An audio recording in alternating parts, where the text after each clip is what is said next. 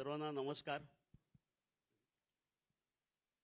मला असं वाटतं निवडणुकीमुळे वातावरण तापलंय असं आपण म्हणतो, पण ते किती तापू शकतं ते आता मला ह्या हॉलवरनं समजलेलं आहे.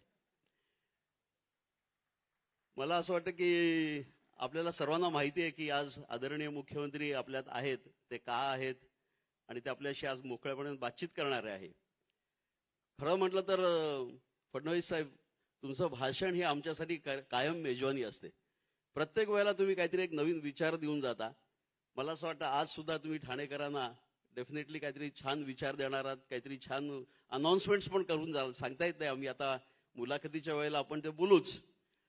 परंतु जेव्हा ते ठाण्यात आहेत तेव्हा मला असं वाटतं की त्यांचं भाषण किंवा ते काय बोलतील आमच्याशी. अर्थात माझ्याबरोबर सुप्रसिद्ध अभिनेत्री तेजश्री प्रधान सुद्धा आहेत. परंतु तुमच्या आजच्या बोलण्याला आमच्या ठाण्याच्या मामलेदार मिसळीचा चटकदारपणा असणार आहे. येस, आणि अजून एकदा टाळ्या वाजवायच्या तुम्हाला. आपण ज्या रंगायतांमध्ये बसलो तिथला वडा फार फेमस आहे, त्यामुळे त्या वड्याचा चवदारपणा सुद्धा तुमच्या बोलण्यातनं असणार आहे ही आमची खात्री आहे. आणि या मुलाखतीनंतर दोन्हीची व्यवस्था करून ठेवलेली आहे. तुम्हाला जॉईन व्हायचं असेल तुम्ही होऊ शकता. 100% आम्हाला आवडेल, सगळ्यांना आवडेल. परंतु सर एक विनंती आहे की तुम्ही सावजी तडका पण देऊ शकता नागपूरचा. नक्की नक्की. मला असं कळलं की तुम्ही नॉर्मली भाषणं करता आणि प्रचार सभेच्या वेळेला, आणि हा एक नवीन फॉर्मॅट भारतीय जनता पक्षाने घेतलेला आहे आणि आम्हाला दोघांना ही जबाबदारी दिलेली आहे. आणि हा पहिला प्रयोग आहे असं मला कळलं, आणि प्रयोग असल्यामुळे तो रंगायतांमध्येच आहे. आणि सध्या रंगायतांमध्ये हाऊसफुल बरेच प्रयोग होतात. मला एक प्रयोग आहे. आपण मग थोडंसं क्रिकेटवाले लोक आहोत, तर क्रिकेटची मॅच असेल तेव्हा तो बॉलर असतो ना, त्याला एक रनअप घ्यावा लागतो. त्यामुळे मी थोडासा एक 2 मिनिटाचा रनअप घेणार आहे आणि मग नंतर तुमची बॅटिंग आपल्याला बघायची आहे. तो रनअप एवढ्यासाठीच की ठाणेचा इतिहास सगळ्यांनाच माहिती आहे, त्याच्याबद्दल काही वाद नाही की श्रीस्थानक ते शिलाहार राजा ठाणे हा फार इतिहास झाला. आपण त्या इतिहासात आज रमणार नाही होत, कारण की आपल्याकडे मोजून 1 तास आहे.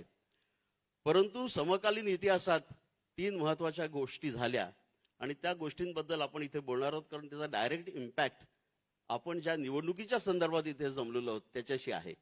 एक तर 16 एप्रिल 1853ला ठाण्याची पहिली रेल्वे सुरू झाली, ती बोरी बंदरला गेली. त्यामुळे ठाणे पहिल्यांदा कनेक्ट झालं जगाशी. दुसरा माइलस्टोन हा 1960 साली जेव्हा मंगल कलश आला, महाराष्ट्र स्थापन झाला, त्यानंतर जे औद्योगिकरण झालं आणि जवळजवळ 50 वर्ष अहोरात्र, बहुतेक जुने ठाणेकर इथे आहेत, त्यांनी ठाणं कधी झोपलेलं पाहिलंच नाही, एवढ्या फॅक्टरीज होत्या. त्यामुळे दुसरं माइलस्टोन जो आहे तो औद्योगिकरणाचा आहे, त्याचा इम्पॅक्ट शहरावर झालेला आहे. आणि तिसरा माइलस्टोन डेफिनेटली अर्बनायझेशनचा आहे. साधारण नवीन सहस्त्रक सुरू झालं, त्यानंतर ठाणं काय बदललं ते आपल्या सर्वांनाच माहिती आहे. आणि ह्या तिन्ही गोष्टींचा एक खूप जबरदस्त इम्पॅक्ट ह्या शहरावर झाला. आणि हे एक अतिशय निसर्गरम्य, एका बाजूला येऊरचा डोंगर, दुसरीकडे खाडी, विस्तीर्ण अशी खाडी, आणि अशा पद्धतीचं हे शहर 1960च्या सुमारास एकदम त्या यंत्रांच्या खडखड्याने जागं झालं. ठाणं शहर जागं झालं. त्यानंतर नवीन मुंबईतला बेलापूर पट्टा, मग कल्याण, डोंबिवली, बदलापूर, अंबरनाथ, MIDC, आणि ही अजूनही प्रगती चालू आहे.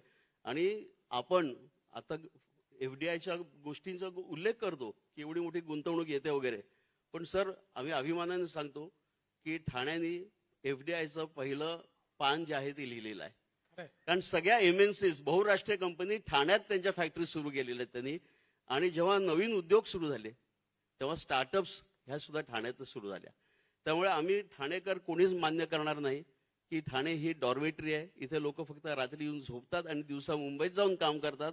हे चूक आहे. ठाणं आता जागं शहर आहे, तिथे मॉल्स आहेत तसे, येस, आणि मोठी मोठी ग्रंथालय आहेत 150-150 वर्ष जुनी. तर थोडक्यात हा ठाण्याचा इतिहास मला तुम्हाला सांगायचा होता. आणि आता आपण सरळ प्रश्नांकडे वळूया, कारण की आपल्याला तुमच्याकडनं बरंच काय ऐकायचं आहे. त्यामुळे तेजस्वीला विनंती करणार आहे की आता पहिला बॉल तू टाक आणि बॅटिंग आता सुरू करूया. सर नमस्कार. थेट प्रश्नाकडे येते. आता जसं तुम्ही म्हणालात की आपण ठाण्यातनं बाहेर जातो, काम करतो आणि ठाण्यात परत येतो, असं उरलेलं नाहीये. तर ह्याचं उदाहरण मी स्वतः आत्ता आहे की मी गोरेगावात राहत होते, तिथून मी आत्ता ठाण्याला शिफ्ट झाले, कारण माझं आत्ताची जी सिरियल चालू आहे त्याचं शूटिंग ठाण्यात असतं. आणि ठाण्यामध्ये शिफ्ट होण्याचं एक कारण असं आहे, जो प्रश्न कदाचित ठाणेकर रिलेट करतील. थोडंसं ठाणं प्रवासाच्या दृष्टीने लांब लांब लांब लांब जातं. तर ही जी की वाहतूक कोंडी होतीये त्या संदर्भात तुम्ही काही प्लॅनिंग केलंय का? त्याबद्दल आम्हाला जाणून घ्यायला आवडेल. नक्कीच मला असं वाटतं की मुळामध्ये ठाणे असेल किंवा MMRचं क्षेत्र असेल, या क्षेत्रामधला सगळ्यात महत्वाचा जर काही प्रश्न असेल तर तो वाहतुकीचा प्रश्न आहे, तो दळणवळणाचा प्रश्न आहे. म्हणजे मी नेहमी सांगतो की दोन प्रश्न जर आपण मुंबईसहित MMR रिजनमध्ये सोडवू शकलो, एक लोकांच्या राहण्याचा आणि दुसरा लोकांच्या कम्युटेशनचा, तर खऱ्या अर्थानं आपण यशस्वी झालो असं मानता येईल. ठाण्यामध्ये एक प्रकारे दळणवळणाच्या दृष्टीने अनेक गोष्टी आपण आता त्या ठिकाणी केलेल्या आहेत. विशेषतः आपल्याला माहिती आहे की मुंबईमध्ये जुन्या सरकारच्या काळामध्ये 11 वर्षामध्ये त्यांनी 11 किलोमीटरची मेट्रो केली आणि 14 नंतर ज्यावेळेस माझ्याकडे हा सगळा कारभार आला त्यावेळी आपण 5 वर्षामध्ये 475 किलोमीटरच्या मेट्रोचं प्लॅनिंग केलं, त्याचं काम सुरू केलं. नंतर पुन्हा त्याच्यामध्ये काही स्थगित्या आल्या होत्या, पुन्हा शिंदे साहेब मुख्यमंत्री झाले, आम्ही वेगानं ते काम चालू केलं. आज जवळपास 200 किलोमीटरचं काम आमचं पूर्ण झालेलं आहे. दरवर्षी 50 किलोमीटर आम्ही करणार आहोत. हे 475 किलोमीटरपैकी जवळपास 400 किलोमीटर हे 2028च्या शेवटी किंवा 2029 पर्यंत आम्ही पूर्ण करू आणि 2030 पर्यंत हे सगळं नेटवर्क आम्ही पूर्ण करू. यामध्ये ठाण्याला एक मोठी कनेक्टिव्हिटी आपण दिलेली आहे, ठाण्याला मुंबईकडे कनेक्टिव्हिटी दिली आहे, ठाण्याला कल्याणकडे भिवंडीकडे आपण कनेक्टिव्हिटी दिलेली आहे आणि त्यासोबत 3, 4, 5 मेट्रो ज्या आहेत त्या सगळ्या मेट्रो या ठाण्याशी आपण कनेक्ट केलेल्या आहेत आणि सोबत ठाण्याच्या रिंग मेट्रोचा देखील आपण आता एक प्रस्ताव मान्य केलेला आहे. त्यामुळे ठाणे कदाचित हे पहिलं शहर असेल की ज्या शहरामध्ये कंप्लीट रिंग मेट्रो आपण करणार आहोत. आणि नुसतं आपण मेट्रो करून या ठिकाणी थांबलेलो नाही, तर दळणवळणाच्या दृष्टीनं अजून ज्या काही महत्वाच्या गोष्टी आहेत त्याच्यामध्ये आपण जी आपली सबर्बन रेल्वे आहे ही अत्यंत महत्वाची आहे. लोकल जी आपली लाईफलाईन आहे, म्हणजे आज तर आपण मेट्रो आणली, मेट्रो अतिशय चांगली आहे, अतिशय सुंदर डबे आहेत, एअर कंडिशन आहेत, दरवाजा लागतो, पण अनेक वर्ष त्या आपल्या सबर्बन रेल्वेला लटकून आणि त्याच्यामध्ये एंट्री करत म्हणजे मला असं वाटतं कसरत करत लोकांनी खूप वर्ष काढली आहेत. पण आता आपण बघितलं असेल तर गेल्या 10 वर्षात मोदीजींच्या नेतृत्वात या सबर्बन रेल्वेचे प्लॅटफॉर्म्स आपण चांगले केले, त्याची आपण हाईटही वाढवली, त्याची लेंथही वाढवली, स्टेशन्स चांगले केले, एस्केलेटर्स आपण त्या ठिकाणी लावले, स्वच्छता आपण केली. पण तरी देखील लोक असं म्हणायचे की हे सगळं ठीक आहे, पण शेवटी मेट्रोवाल्यांना चांगले डबे आणि आम्हाला असे का? त्यामुळे आता त्याचंही उत्तर आपण शोधून काढलेलं आहे. आता पुढच्या काळामध्ये या सगळ्या ज्या काही आपल्या लोकल ट्रेन आहेत यांना आपण मेट्रो सारखे बंद दरवाजाचे डबे तयार करतो, या पूर्ण एअर कंडिशन आपण करतो. वा वा. आणि ठाणेकरांनी याच्यावर टाळ्या वाजवू नये, पुढच्या वाक्यावर टाळ्या वाजवाव्या की हे सगळं केल्यानंतरही एअर कंडिशन लोकल ट्रेन दिल्यावरही सेकंड क्लासचं तिकीट मात्र आता जेवढं आहे तेवढंच आपण ठेवणार आहोत. त्यामुळे कम्युटेशन करता आपण हा एक प्रयत्न केलाय. सोबत मोठ्या प्रमाणात आपण आता ई बसेस घेतो सगळ्या महानगरपालिकांमध्ये, केंद्र सरकार आणि राज्य सरकारच्या माध्यमातून. कारण आपल्याला प्रदूषण जर कमी करायचं असेल तर एंड टू एंड ट्रान्सपोर्टेशन आपल्याला द्यावं लागेल. त्यामुळे ते प्रदूषण कमी करण्याचा प्रयत्न आपण या ठिकाणी चालू केलेला आहे. ई बसेसने आपण जोडतो. आणि यातला तिसरा टप्पा काय आहे? तिसरा टप्पा आहे MMRच्या ट्रान्सपोर्टेशनच्या इंटिग्रेशनचा. आपण मुंबईमध्ये इंटिग्रेशन केलं, आता सिंगल ॲपवर सिंगल तिकीटवर मुंबईमध्ये कुठलंही पब्लिक ट्रान्सपोर्ट तुम्हाला त्या ठिकाणी घेता येतं. आता पुढच्या टप्प्यामध्ये आम्ही MMRची सिंगल अथॉरिटी केली आहे. या अथॉरिटीमध्ये एका ॲपवर एका तिकिटावर MMR रिजनच्या कुठल्याही महानगरपालिकेत कुठेही तुम्ही गेलात तरी त्या ठिकाणी मेट्रो असेल, त्या ठिकाणी सबर्बन रेल्वे असेल, त्या ठिकाणची बस असेल, किंवा मुंबईतली मोनो असेल, किंवा पुढे वॉटर टॅक्सी जेव्हा सुरू करू तेव्हा वॉटर टॅक्सी असेल, एका तिकिटावर आपण त्याच्यावर ट्रॅव्हल करू शकाल आणि तुम्हाला तुमच्या ॲपवर त्याचा ट्रॅव्हल प्लॅन मिळेल. म्हणजे नियरेस्ट तुमच्या जवळ कुठल्या प्रकारचं पब्लिक ट्रान्सपोर्ट आहे आणि तिथनं तुम्हाला कुठे इंटरचेंज करायचं आहे, अशा पद्धतीनं इंटिग्रेशन जे आहे हे इंटिग्रेशन आपण केलेलं आहे.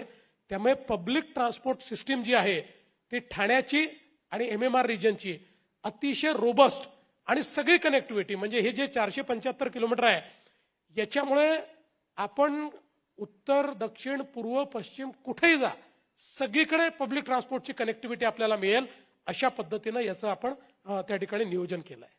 वा वा वा, खूपच छान वाटलेलं आहे आम्हाला हे ऐकून. पण तरी थोडा एक हवरट प्रश्न. हे मेट्रोचे मुंबईत इतके प्रकल्प होत आहेत, पण आपल्याला ठाणेकरांना ऍक्च्युली मेट्रोमध्ये कधी बसता येईल? मला असं वाटतं की पहिल्या टप्प्यात तर ठाणेकरांना येत्या 2 वर्षातच मेट्रोमध्ये बसता येईल, पण सगळे टप्पे ठाण्याचे जे आहेत ते पूर्ण करायला आम्हाला 2030 साल उजाडेल. म्हणजे 29 पण थोडं त्याचे टप्पे जे आहेत ते आम्ही लोकार्पित करत जाऊ, पण अंतिम नेटवर्क जे आपलं पूर्ण व्हायचं आहे ते मात्र 2030 मध्ये सगळं पूर्ण होईल. पण तोपर्यंत ठाणेकरांना बहुतांश मेट्रो ही मिळालेली असेल. वा, छान वाटतंय ऐकून. पण मग आता ही बुलेट ट्रेन आधी येणार की रिंग मेट्रो आधी येणार? दोन्ही आजूबाजूलाच येणार आहेत, दोघांची कॉम्पिटिशन चाललेली आहे. बुलेट ट्रेन आधी येऊन गेली असती, पण मध्यंतरीच्या काळामध्ये आपल्याला माहिती आहे की आमच्या उद्धवजींना अचानक बुलेट ट्रेनचा राग आला आणि त्यांनी त्याला स्थगितीच देऊन टाकली आणि सगळी कामं थांबवून दिली. गुजरात साईडला काम चाललं होतं, महाराष्ट्र साईडला बंद होतं, पण शेवटी ईश्वराच्या मनात असतं ते होतं. त्यामुळे पुन्हा एकदा आमचं सरकार आलं, शिंदेसाहेब मुख्यमंत्री झाले, सगळ्या स्थगित्या आम्ही दूर केल्या, पटकन लँड ॲक्विजिशन केलं. आता अत्यंत वेगाने आमचं ते काम चाललेलं आहे आणि मला असं वाटतं की 2028 मध्ये आपल्याला बुलेट ट्रेन कदाचित या ठिकाणी पाहायला मिळेल, अशी परिस्थिती आलेली आहे. वा. आपण ठाण्याशी मुंबईची असलेली कनेक्टिव्हिटी याबद्दल आता बोलतोय, तर मला अजून एक प्रश्न विचारायचा आहे. मुंबईचा कोस्टल रोड, ज्याबद्दल खूप उत्सुकता असते, सगळ्यांनाच असते, तो ठाण्यात येईल का हो कधीतरी? म्हणजे तुम्ही कोस्टल रोड करण्याबद्दल काही विचार केलायत? बघा, मी तुम्हाला एक गोष्ट सांगतो की 2 गोष्टी आहेत. आपण कोस्टल रोडचा जेव्हा विचार करतोय त्यावेळी एकतर मुंबई कोस्टल रोड हा ठाणे जिल्ह्यात आणि तिथनं पलीकडे कसा जाणार आहे पहिल्यांदा आपल्याला सांगतो की आता मुंबई कोस्टल रोड हा बांद्र्यापर्यंत आलाय. आता बांद्रा वर्सोवाचं काम आपलं चाललेलं आहे. वर्सोव्यावरनं तो दहिसरला जाणार आहे, दहिसरवरनं तो भाईंदरला जाणार आहे आणि भाईंदरवरनं तो विरारला जाणार आहे. म्हणजे आता भाईंदर टू विरार म्हणजे उत्तन, भाईंदरचं जे उत्तन आहे, उत्तनपासनं तो विरारला जाणार आहे.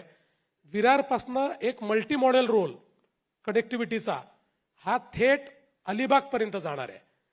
म्हणजे आपण जर विचार केला तर मुंबईला पूर्ण एक रिंग रोड आपण तयार करतो आहोत या कोस्टल रोडच्या माध्यमातून. आणि ठाण्याचा जर आपण विचार केला तर वसईची खाडी आणि ठाण्याची खाडी अशा जे 2 भाग आहेत, या 2 ठिकाणी आपण 2 अशाच प्रकारचे कोस्टल रोड ठाण्याचे आपण तयार केलेले आहेत. या ठाण्या कोस्टल रोडचा जो पहिला जो काही भाग आहे, ज्या भागामध्ये आपण खारेगावपासनं त्या ठिकाणी नाक्यापासनं तो गायमुखपर्यंत जो नेणार आहोत, याचं जवळपास 94% आता लँड ॲक्विजिशन झालं. याचं काम आपण सुरू करणार आहोत. यामुळे सगळ्यात महत्वाचा फायदा काय होणार आहे की आज आपण जर विचार केला तर ठाण्यामध्ये इतका ट्रॅफिकचा प्रॉब्लेम काय आहे, तर सगळा गुजरातचा जो काही वाहतूक आहे ही जी JNPTला चाललेली आहे ही सगळी ठाणे शहरातनं चाललेली आहे. त्यामुळे आपण जर हा कोस्टल रोड केला तर ही संपूर्ण जी वाहतूक आहे ती आपल्याला डायव्हर्ट त्याच्यावरनं करता येईल. त्यामुळे एक मोठी कनेक्टिव्हिटी तयार होईल आणि हे सगळं कंजेशन त्या ठिकाणी संपेल. आणि दुसरं कोपरीपासून बाळकुंपर्यंत असा दुसरा आपण जो काही कोस्टल रोड तयार करतो आहोत, त्या कोस्टल रोडमुळे आणि मग त्याला एक लिंक साकेतला आपण या दोघांना एक जोडणारी एक लिंक तयार करतो आहोत. या संपूर्ण नेटवर्कमुळे ठाणे खूप मोठ्या प्रमाणात डिकंजेस्ट होणार आहे. आणि तिसरं, आपल्याला कल्पना आहे की जो ईस्टर्न फ्रीवे आहे आपला, हा ईस्टर्न फ्रीवे आता त्या ठिकाणी छेडानगरच्या जवळ येऊन संपतो. आता ईस्टर्न फ्रीवे छेडानगरवरनं तर साकेत आणि तिथनं पलीकडे म्हणजे आमणे फाटा जो आहे तिथपर्यंत एलिव्हेटेड रोडच्या रूपानं नेण्याचा आमचा प्रयत्न आहे, जेणेकरून आपल्याला आज समजा समृद्धी महामार्ग आहे, नाशिकचा ट्रॅफिक आहे, ह्या सगळ्या ट्रॅफिकला जे भिवंडी, ठाणे आणि तिथनं मुंबई असं जावं लागतं आणि त्या ट्रॅफिकचा जो सगळा जो काही भार आपल्या ठाण्यावर पडतो तो सगळा भार हा इकडे शिफ्ट करण्याचा आमचा प्रयत्न आहे. आणि पॅरलली एक अजून लिंकचा आम्ही विचार करतो आहोत की कशेडीपासनं, म्हणजे हा जो काही आमणे फाटा आहे तिथनं कशेडीला नेऊन कशेडीपासनं तर तिथनं एक रोड तयार करून, कोस्टल रोड तयार करून तो थेट भाईंदरला जो मुंबईचा कोस्टल रोड येतोय तिथे जोडण्याचा आमचा प्रयत्न आहे. त्यामुळे तिकडनं एक वेगळा जो काही रिंग आहे ती रिंग त्या ठिकाणी तयार होईल. हा सगळा ट्रॅफिक बाहेरून गेल्यानंतर आपण विचार करा, आता मी जी रिंग सांगितली आहे या सगळ्या रिंगमध्ये ठाण्याचा सगळा ट्रॅफिक बाहेरून निघून गेल्यानंतर शहरातलाच ट्रॅफिक शहरामध्ये राहील. त्यामुळे आज ठाण्यामध्ये जे लोकांना त्रास सहन करावा लागतो, जो काही संध्याकाळी ट्रॅफिक पुढेच जात नाही अशी जी अवस्था असते, या अवस्थेतनं आपल्याला सुटका मिळेल. आणि यातलं काहीही कागदावर नाही, सगळं जवळपास सुरू झालेलं आहे. ठाणे कोस्टल रोडचा जो सेकंड भाग आहे तो अजून सुरू व्हायचा आहे, पण फर्स्ट भाग हा सुरू झालेला आहे. मी जसं सांगितलं की त्यातलं सगळ्यात क्रिटिकल काय होतं, लँड ॲक्विजिशन होतं, तेही 94% आम्ही पूर्ण केलं आहे. म्हणून मला असं वाटतं की ही जी कनेक्टिव्हिटी आहे एक प्रकारे ज्याला आपण म्हणू शकतो की भविष्यातलं जे MMR रिजन आहे या MMR रिजनची सगळी कनेक्टिव्हिटी ही आम्ही तयार केलेली आहे, प्लॅन केलेली आहे आणि त्याचं एक्झिक्युशन आम्ही सुरू केलेलं आहे. मला वाटतं एकदा जोरदार टाळ्या व्हायला पाहिजे एवढ्यासाठीच की तुम्ही जेव्हा बोलवत होतात तेव्हा मला अक्षरशः पॉवर पॉईंट प्रेझेंटेशन बघितल्यासारखं वाटत होतं. आणि एवढी सगळी गावांची नावं आणि कुठे काय काम चालू आहे ते कुठे कनेक्ट होत आहे. आय थिंक देवेंद्र फडणवीस यांची ती खरी ओळख आहे. आणि एक अजून मला सांगायचं राहिलं की आता तुम्ही गोरेगावहून ठाण्याला आलात, पण आता तुम्हाला माहिती आहे ठाण्यापासून बोरिवलीपर्यंत आपण एक ट्विन टनेल तयार करतो. 23 किलोमीटरचा जो काही हा रस्ता आहे आता, ज्याच्यात 2 तास लागतात, आता या ट्विन टनेलमुळे तो जवळपास 13 किलोमीटरचा होणार आहे आणि 15 मिनिटात आपण तिथे पोहोचणार आहोत. आणि आपण त्या ठिकाणी बोरिवलीवरनं म्हणजे त्याच्याजवळून गोरेगावपर्यंत आपण एक पॅरलल अशा प्रकारचा त्या ठिकाणी म्हणजे वेस्टर्न एक्सप्रेसवेला पॅरलल रोड एक तयार करतो. त्यामुळे त्या पॅरलल रोडमुळे तो डीपी रोड आहे, त्याच्यामुळे तुम्हाला ठाण्याहून गोरेगावला पोहोचायलाही फार कमी वेळ लागेल. म्हणजे तुम्ही आता ठाण्यात जरूर राहा, पण ज्या कारणाकरता तुम्ही गोरेगावहून ठाण्याला आलात तर मला असं वाटतं की आता कोणाला त्या कारणाकरता यावं लागणार नाही. गोरेगावमध्ये राहून रोज ठाण्याला जरी यायचं असलं तरी काही अडचण येणार नाही. हे ऍक्च्युली ऐकून म्हणजे सगळ्यांनाच छान वाटणार आहे. पण आता माझ्या क्षेत्राबद्दल सांगावं तर आमची अर्धी इंडस्ट्री ठाण्यात आलेली आहे आणि अर्धी इंडस्ट्री गोरेगाव आणि मालाड साईडला आहे. त्यामुळे ही खूपच आनंदाची गोष्ट आम्हा कलाकारांसाठी आता तुम्ही सांगितली आहे. भाऊ, मला एक प्रश्न आहे पण तुम्हाला, की तुम्ही एवढं सगळं सांगितलं आणि हा जवळजवळ MMR एरिया 6,500 किलोमीटरचा आहे, स्क्वेअर किलोमीटरचा. परंतु ह्या सर्व जेव्हा आपण मेट्रोज करतो किंवा आणि काय काय सोयी करू, परंतु एक लास्ट माईल कनेक्टिव्हिटीचा एक विषय असतो. म्हणजे आजही कुठच्याही मेट्रो स्टेशनवर आपण उतरलो की तिकडनं ते जर घर 2 ते 5 किलोमीटर असेल तर त्यासाठी बसेस किंवा अन्य काही वाहतूक लागते. तुमची रिंग मेट्रो त्याला एक उत्तर होऊ शकेल, परंतु लास्ट मिनिटचं तुम्ही काय विचार केलाय नंबर 1. आणि मला एक त्याला जोडूनच विचारायचं होतं आणि त्याचं तुम्ही डेफिनेटली विथ स्टॅटिस्टिक्स उत्तर द्याल मला खात्री आहे की ठाणे किंवा या संपूर्ण MMR क्षेत्राने मुंबईचा मोठा भार हलका केलेला आहे. म्हणजे ह्या सर्व महापालिका एक प्रकारे मुंबई महापालिकेचंच एक्सटेंडेड व्हर्जन आहे, त्यांचं काम करतायत. परंतु मुंबईच्या वाट्याला जे लाड येतात ते ठाणे किंवा ह्या MMRचे येत नाही. आम्हाला अजून निधी पाहिजे आहे. त्या दृष्टिकोनातनं तुम्ही काय प्लॅन केलंय पुढचे 5 वर्ष किंवा जसं 2028चा तुम्ही आता उल्लेख केलात बुलेट ट्रेनचा, तर आणखीन तुम्ही काय काय प्लॅन केलात? कारण की आम्हाला ते पाहिजे. कारण की कसं आहे, डेस्टिनेशन नेक्स्ट म्हणून ठाणे, म्हणजे ठाण्याला घरं परवडतात, ठाण्यात सगळ्या सुविधा आहेत आणि ठाणं चांगलंच आहे राहायला. त्याच्यामुळे ह्या लोड वाढत जाणार आहे आणि मग लास्ट माईल कनेक्टिव्हिटीचा कसा आपण विचार करतोय? मुळामध्ये आपण जे सांगितलं ते अगदी खरं आहे. लास्ट माईल कनेक्टिव्हिटी हीच महत्वाची आहे. पब्लिक ट्रान्सपोर्टचा उपयोग तेव्हाच होतो की ज्यावेळी 300 ते 500 मीटरवर तुम्हाला पब्लिक ट्रान्सपोर्ट अवेलेबल आहे आणि त्याच्यातला लास्ट माईल कनेक्टिव्हिटी हा अत्यंत महत्त्वाचा मुद्दा आहे. आणि म्हणून आम्ही जे काही एक अर्बन ट्रान्सपोर्टेशन प्लॅनिंग केलेलं आहे, उमटाचा जो कायदा आम्ही केलेला आहे, या कायद्याच्या अंतर्गत MMR रिजनचा विचार करताना लास्ट माईल कनेक्टिव्हिटी करता काय काय केलं जाऊ शकतं याचाही विचार आम्ही केलेला आहे.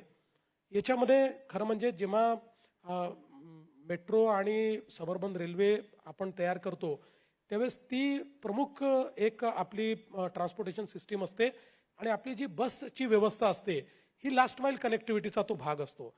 त्याचंही आम्ही एक प्लॅनिंग करतो आहोत.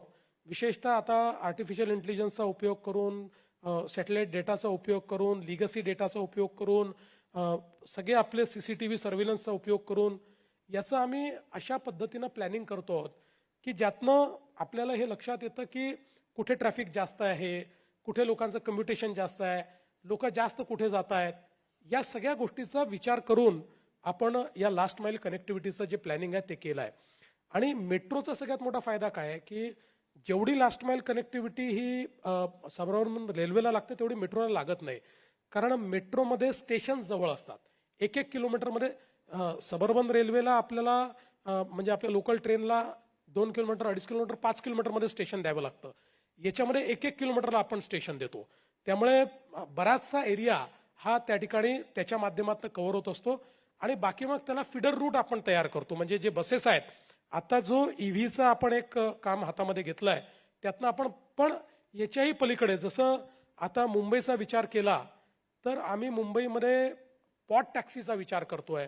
असा वेगवेगळ्या पद्धतीनं जगामध्ये लास्ट माईल कनेक्टिव्हिटी करता जे काही विषय झाले आहेत, तुम्हाला मी एक गोष्ट सांगतो की आता आम्ही एक जस्ट मेट्रो 3 जी आपण अंडरग्राऊंड मेट्रो मुंबईची सुरू झाली, ती मेट्रो 3 सुरू झाल्यानंतर मेट्रो 3 करता आम्ही ट्रॅफिक अनालिसिस केला होता रस्त्यावरचा आणि मेट्रो 3 सुरू झाल्यानंतर ट्रॅफिक अनालिसिस केला तर त्याच्यामध्ये 30% कंजेशन कमी झालेलं आहे मेट्रो 3 मुळे.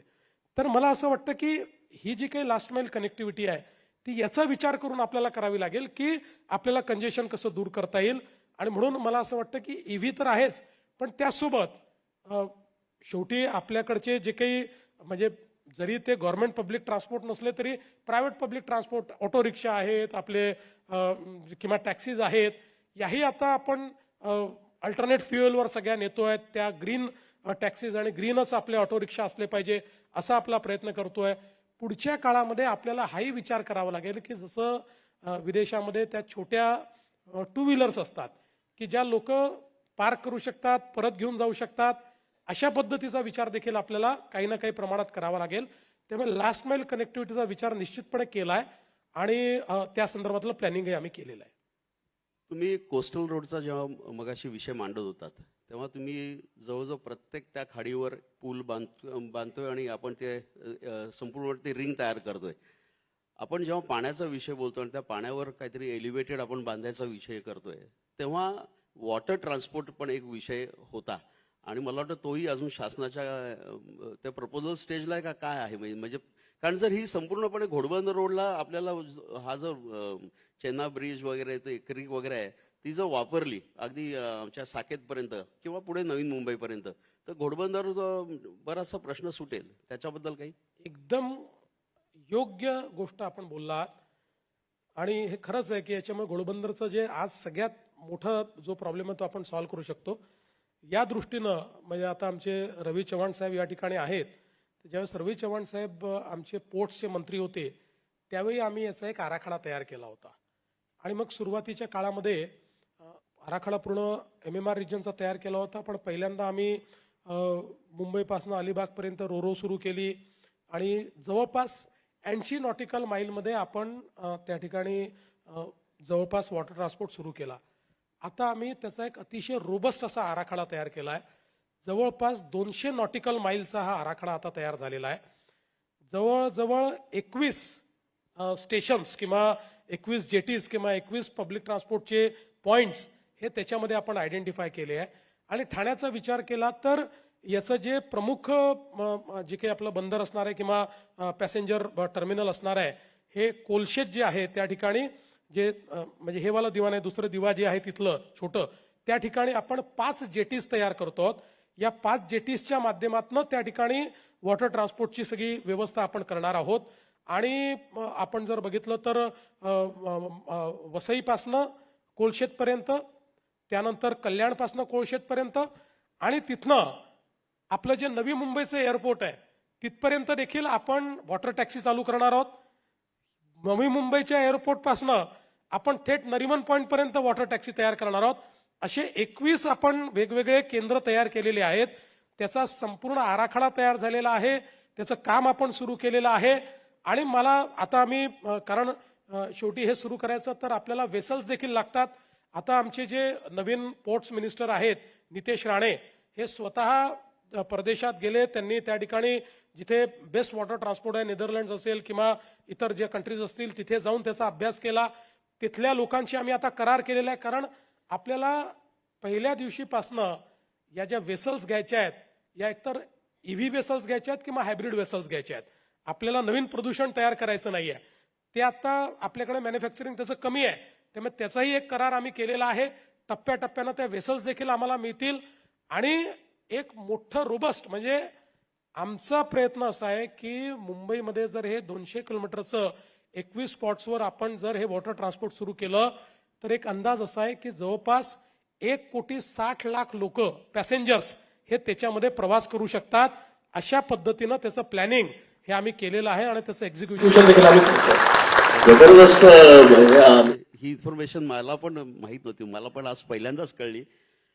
मला एक प्रश्न असा विचारायचा होता की एकीकडे आपण असे मोठे मोठे महत्वाकांक्षी प्रकल्प सगळे प्लॅन केलेले आहेत, काही मार्गी लावलेले आहेत, त्या संदर्भातल्या आर्थिक तरतुदी पण आपण केलेल्या आहेत.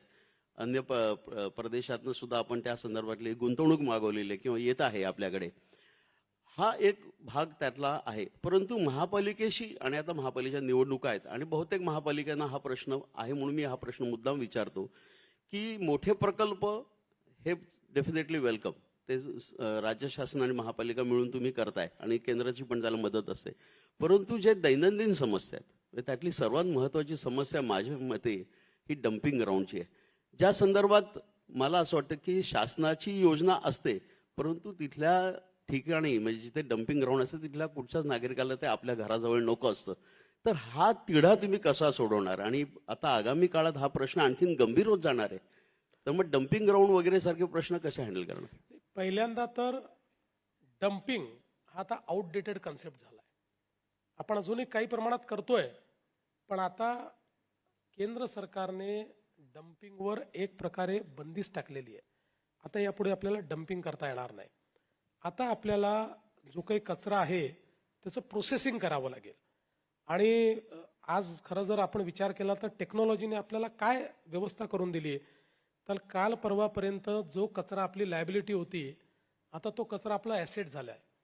आज कचऱ्याच्या माध्यमातनं त्याच्यावर प्रोसेसिंग करून आपण त्याच्यातनं खत तयार करतो, आपण त्याच्यावर प्रोसेसिंग करून त्याचे पेलेट्स तयार करतो, जे कोळशाच्या जागी आज वीज निर्मिती करता वापरता येतात.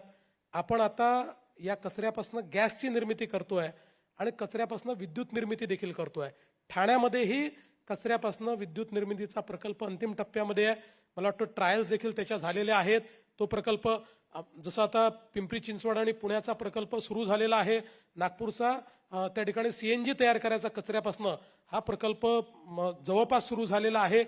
त्यामुळे आता डम्पिंग करताच येणार नाही. रोजचा जो कचरा आहे हा कचरा म्हणजे तुम्हाला केवळ 7 दिवसाचा कचरा हा, कारण तो एक प्रकारे रॉ मटेरियल आहे हे सगळं तयार करायचं, सो रॉ मटेरियलचा स्टॉक ठेवावा लागतो. तर मॅक्सिमम 7 दिवसाचा कचरा हा तुम्हाला स्टॉक करता येईल, त्यापेक्षा जास्त स्टॉक करता येणार नाही. हा सगळ्या कचऱ्यावर तुम्हाला त्या ठिकाणी एक प्रकारे कारवाई करावी लागेल. आणि याच्यासोबतच आता या सगळीकडे ही जी लिगसी वेस्ट आहे जी डंप करून आपण ठेवलेली आहे, आता या लिगसी वेस्टचंही बायोमायनिंग आपण सुरू केलेलं आहे. ज्या बायोमायनिंगच्या माध्यमातून आपण त्या जागा रिक्लेम करतो.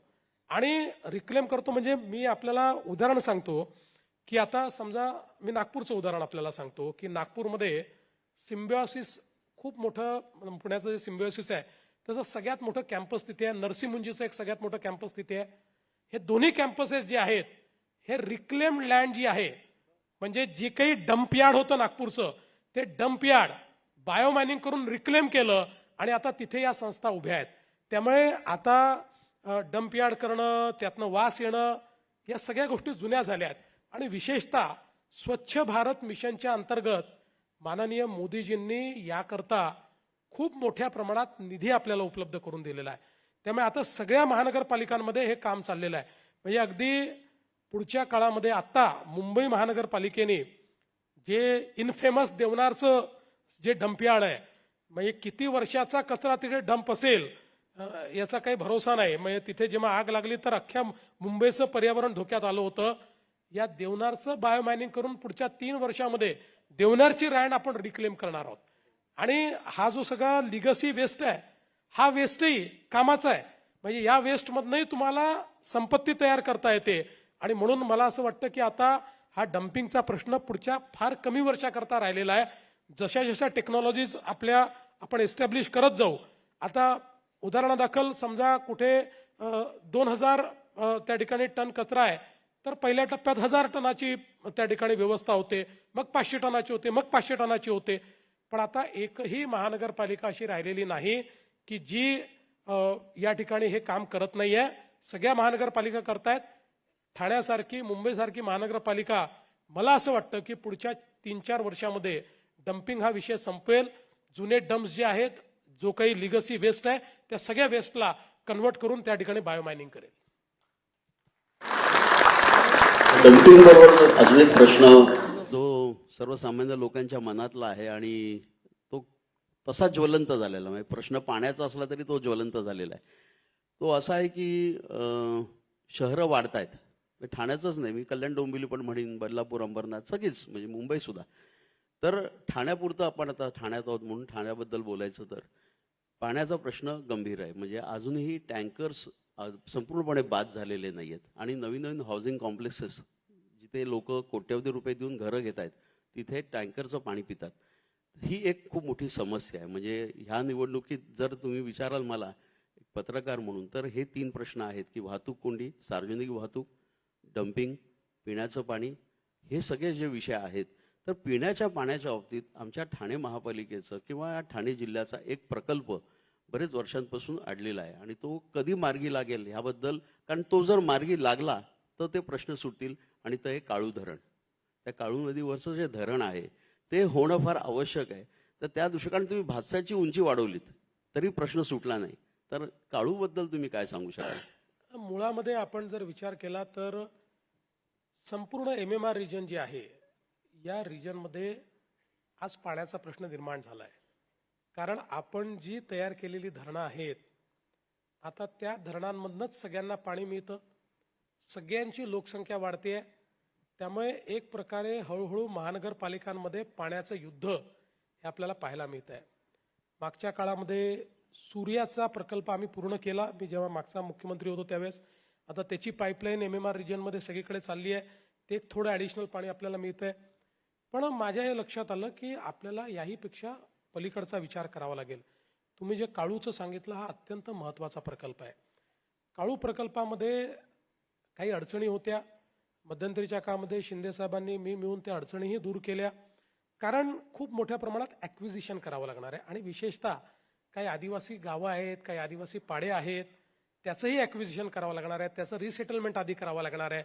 अशा अनेक अडचणीतनं काळू त्या ठिकाणी जात असताना आम्ही त्याचा जो काही विषय आहे तो तर मार्गी लावतोच आहोत. पण सगळ्यात महत्त्वाचं हे होतं की आपल्याला समजा काळू होऊन सगळं पाणी मिळतपर्यंत पुढचे 5-7-8 वर्ष लागतील. आजचा प्रश्न कसा सोडवायचा? तर 2 प्रकल्प अत्यंत महत्त्वाचे होते, पोशीर आणि शिलार. या 2 प्रकल्पांमुळे अख्ख्या MMR रिजनची पुढच्या 30 वर्षाची तहान आपण भागवू शकत होतो.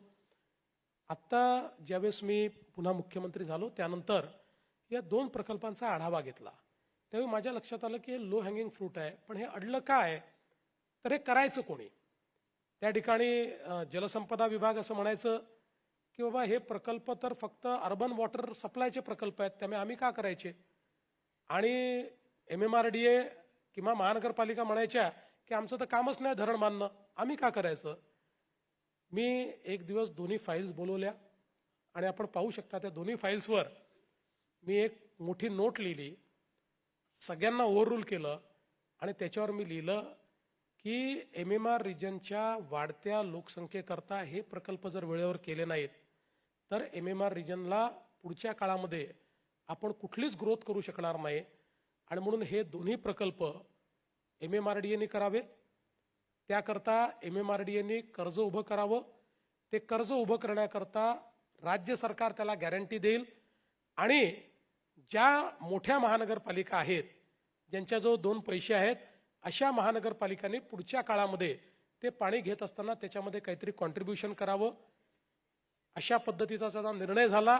केवळ निर्णय होऊन थांबला नाही, निर्णय झाल्यानंतर त्याचा संपूर्ण प्लॅन एस्टिमेट करून सगळ्या मान्यता करून टेंडर करून त्याचा वर्क ऑर्डर देऊन पोशीर आणि शिलारचं काम आम्ही सुरू करतो. म्हणजे आता हे पुढच्या 3 वर्षामध्ये 2 प्रकल्प झाले की ठाण्यासहित जे MMR रिजन आहे त्या रिजनला पुढचे 30 वर्ष चिंता करावी लागणार नाही. पॅरलली 1 वर्षामध्ये काळूच्या सगळ्या ज्या काही अडचणी आहेत त्या अडचणी आम्ही त्या ठिकाणी दूर करू आणि त्याचंही काम आम्ही सुरू करू. आणि दरम्यानच्या काळामध्ये मुंबईकरता देखील जो गारगाईचा प्रकल्प होता, बघा कधी कधी काय असतं की छोट्या छोट्या गोष्टीकरता प्रकल्प थांबले असतात. गारगाईचा प्रकल्प हा मुंबईकरता सगळ्यात फिजिबल प्रकल्प होता. त्या प्रकल्पामुळे 500 MLD पाणी मुंबईला ग्रेडियंटने मिळणार होतं. पण गेले 10-15 वर्ष दरवेळी जो वन विभाग आहे तो वन विभाग त्याची परवानगी नाकारायचा म्हणजे फॉरेस्ट अँड एन्व्हायरमेंटची परवानगी मिळायची नाही. मी आमचे प्रवीण परदेशी आहेत मित्राचे अध्यक्ष, मी त्यांना सांगितलं कारण ते फॉरेस्ट आणि एन्व्हायरमेंटचे एक्सपर्ट आहेत. मी त्यांना सांगितलं की तुम्ही याचा अभ्यास करा आणि याच्यात काय सोल्युशन आहे ते सांगा. आणि सगळा अभ्यास केल्यानंतर लक्षात आलं की या गारगाईच्या क्षेत्रामध्ये 5 गावं आहेत. या 5 गावाचं जर आपण रिसेटलमेंट केलं तर हा एन्व्हायरमेंटली सस्टेनेबल प्रकल्प होतो आणि याला मान्यता मिळते. त्या 5 गावाच्या लोकांची आम्ही चर्चा केली तर त्यांनी ओव्हरवेल्मिंगली सांगितलं की आम्हाला बाहेर निघायचंच आहे, आम्ही रिसेटलमेंटला तयार आहोत. आणि आम्ही तो निर्णय घेतला. आता त्या संदर्भात सगळी परवानग्या मिळाल्या, त्याचंही टेंडर आम्ही काढलेलं आहे आणि त्याचंही वर्क ऑर्डर पुढच्या महिन्यामध्ये आम्ही देऊ. ते 500 MLD पाणी तिथे मिळाल्याबरोबर हे जे काही ठाणे जिल्ह्यात किंवा आपले जे प्रकल्प आहेत यांच्यावर जो 500 MLDचा मुंबईचा ताण येणार होता आता तो ताण देखील आपण कमी केलाय. त्यामुळे पुढच्या MMR रिजनचा विचार करून पिण्याच्या पाण्याची व्यवस्था आता आपण केलेली आहे. मला अजून एक प्रश्न विचारायचा आहे आणि तो आता, कारण की ही निवडणूक जी आहे या निवडणुकीत प्रथमच मतदान करणारे लोक खूप आहेत. 35च्या आतले जवळजवळ 30% आहेत. म्हणजे ज्यांना आपण जेन झेड म्हणतो किंवा आता अल्फा, त्याच्या अगोदर मिलेनियल्स वगैरे. तर ह्या तिन्ही प्रकारच्या लोकांना त्यांच्या सरकारकडनं खूप मोठी अपेक्षा आहे आणि ती महापालिकेच्याही माध्यमातून होऊ शकते. म्हणजे उदाहरणार्थ राज्य शासनाने ठाण्यात मुंबई विद्यापीठाचं उपकेंद्र सुरू केलं. ते अजून त्या पद्धतीने कार्यरत झालेलं नाही ज्या पद्धतीने व्हायला पाहिजे होतं. त्या पद्धतीने ते होणं आवश्यक आहे. परंतु एज्युकेशन हा एक सेक्टर केवढा मोठा आहे आणि ह्या सर्व शहरांमध्ये जर तिथल्या ह्या जनरेशनला, कारण की ही जेन झेड ज्याला आपण म्हणतो ती 1997 ते 2012ची, म्हणजे ते शहरीकरण सुरू झाले तेव्हा ते ज्युनियर KGला वगैरे असतील, ते आता कॉलेजला जायचे आले, त्यांना आजही कुठे कॉलेजेस नाहीत. म्हणजे ह्या सगळ्या परिसरात MMR परिसरात private universities, management colleges, medical colleges आणि स्किल डेव्हलपमेंट सेंटर्स या संदर्भात काही करता आलं तर, कारण की एम्प्लॉयमेंट जनरेशन तुम्ही करताय करेक्ट, परंतु त्यांना ती एम्प्लॉयमेंट ती तेवढी फिटनेस आपण करतोय का, त्या दृष्टिकोनात तुम्ही काय विचार करताय? अतिशय योग्य अशा प्रकारचा आपण हा विषय या ठिकाणी मांडलाय. मुळामध्ये आपण आता MMRचा एक नवीन आराखडा असा तयार केलाय, MMR as a growth hub अशा पद्धतीने आपण त्याचा विकास करतोय. आणि याच्यामध्ये आमचं मत असं आहे की MMRच्या रिजनमध्ये, एकट्या MMRच्या रिजनमध्ये $1.5 ट्रिलियन इकॉनॉमी आपण उभी करू शकतो. $1.5 ट्रिलियन. म्हणजे आज महाराष्ट्राला आपण 1 ट्रिलियन कडे नेण्याचा प्रयत्न करतोय. इतक्या वर्षात $500 बिलियन पार करून आपण 2030 पर्यंत $1 ट्रिलियन पोहोचू. पण एकटं MMR रिजन हे 1.5 ट्रिलियनचं होऊ शकतं. आणि म्हणून त्याचा एक रोडमॅप आपण तयार केला आहे. त्या रोडमॅपमध्ये आपल्या इंडस्ट्री आहे, त्याच्यामध्ये टेक्नॉलॉजी आहे, त्याच्यामध्ये फ्रंटियर इंडस्ट्रीज आहेत, त्याच्यामध्ये फ्रंटियर टेक्नॉलॉजीज आहेत, अशा सगळ्याचा विचार केलाय. पण हा विचार करताना आपल्याला निश्चितपणे त्याकरता मानव संसाधने तयार करावं लागेल. त्याचाही विचार त्याच्यामध्ये केलाय. आता आपण बघा, सगळ्यात महत्वाचं, आपण नवी मुंबईमध्ये एज्युसिटी तयार करतो. सिडकोमध्ये तर आपण खूप मोठ्या प्रमाणात त्या ठिकाणी एज्युकेशनचे प्लॉट्स काढून मेडिकल कॉलेजेस असतील, इंजिनिअरिंग कॉलेजेस असतील, टेक्निकल कॉलेजेस असतील, वेगवेगळ्या प्रकारच्या युनिव्हर्सिटीज असतील, प्रायव्हेट युनिव्हर्सिटीज असतील, या तर आपण केल्याच. पण आता एज्युसिटी जी आपण तयार करतोय ती न्यू मुंबई एअरपोर्ट पासनं एक 15 मिनिटाच्या अंतरावर ही एज्युसिटी असणार आहे. या एज्युसिटीचा कॉन्सेप्ट काय आहे, तर आता भारतामध्ये आपल्या केंद्र सरकारने न्यू एज्युकेशन पॉलिसीमध्ये ज्या परदेशी युनिव्हर्सिटीज आहेत त्यांना त्यांचा कॅम्पस तयार करण्याची परमिशन दिली आहे. आणि आम्ही हा निर्णय घेतला की यातल्या ज्या फर्स्ट 200 रँकिंग युनिव्हर्सिटीज आहेत, यातली कुठली युनिव्हर्सिटी जर आली तर त्याला आम्ही एज्युसिटीमध्ये जागा देणार आहोत. आम्ही असा निर्णय केला होता की हाय रँकिंग युनिव्हर्सिटीज मधल्या 12 युनिव्हर्सिटीज या आपण त्या ठिकाणी आणायच्या. त्याचा कॉन्सेप्ट असा आहे की हा सगळ्या एरियामध्ये हे ट्रायपार्टेट असणार आहे. एकीकडे सिडको, आम्ही जागा होल्डर आहोत. एक 28,000 कोटीचा युनिकॉर्न आहे. या युनिकॉर्नला त्या ठिकाणी सगळं इन्फ्रास्ट्रक्चर ते तयार करणार आहेत आणि ते इन्फ्रास्ट्रक्चर सगळं ते युनिव्हर्सिटीजला लीज आउट करणार आहेत. आणि याच्यामध्ये पहिल्याच टप्प्यामध्ये बेस्ट जगातल्या 7 युनिव्हर्सिटीजनी त्या ठिकाणी LOI मिळवलेला आहे. त्यांना केंद्र सरकारची परवानगी मिळाली आहे. त्यातल्या 4 युनिव्हर्सिटीज आता तात्पुरतं कॅम्पस मुंबईत उघडतायत.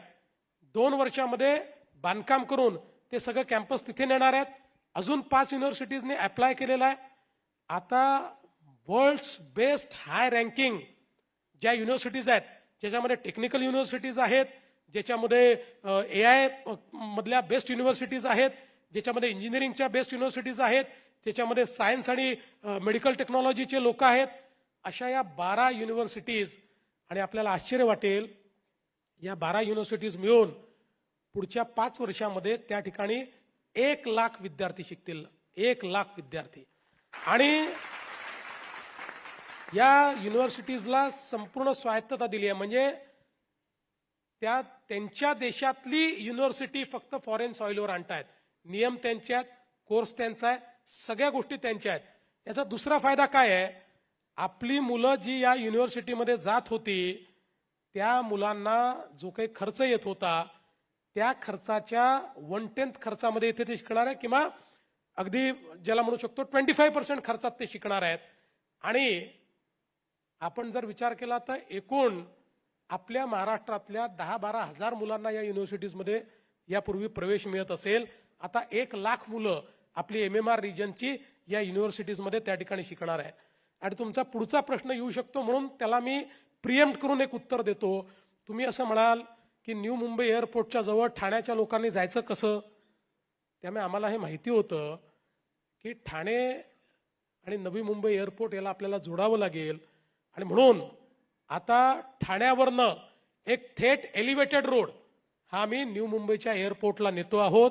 त्यामुळे ठाणेकरांना नवी मुंबईच्या एअरपोर्टवर जाण्याकरता काही फार चिंता करण्याची आवश्यकता नाहीये. या एलिव्हेटेड रोडने तुम्ही तिथे जाऊ शकता. कोस्टल रोडने तुम्ही जसं एअरपोर्टला जाऊ शकता तसंच तुम्ही या युनिव्हर्सिटीला देखील जाऊ शकता.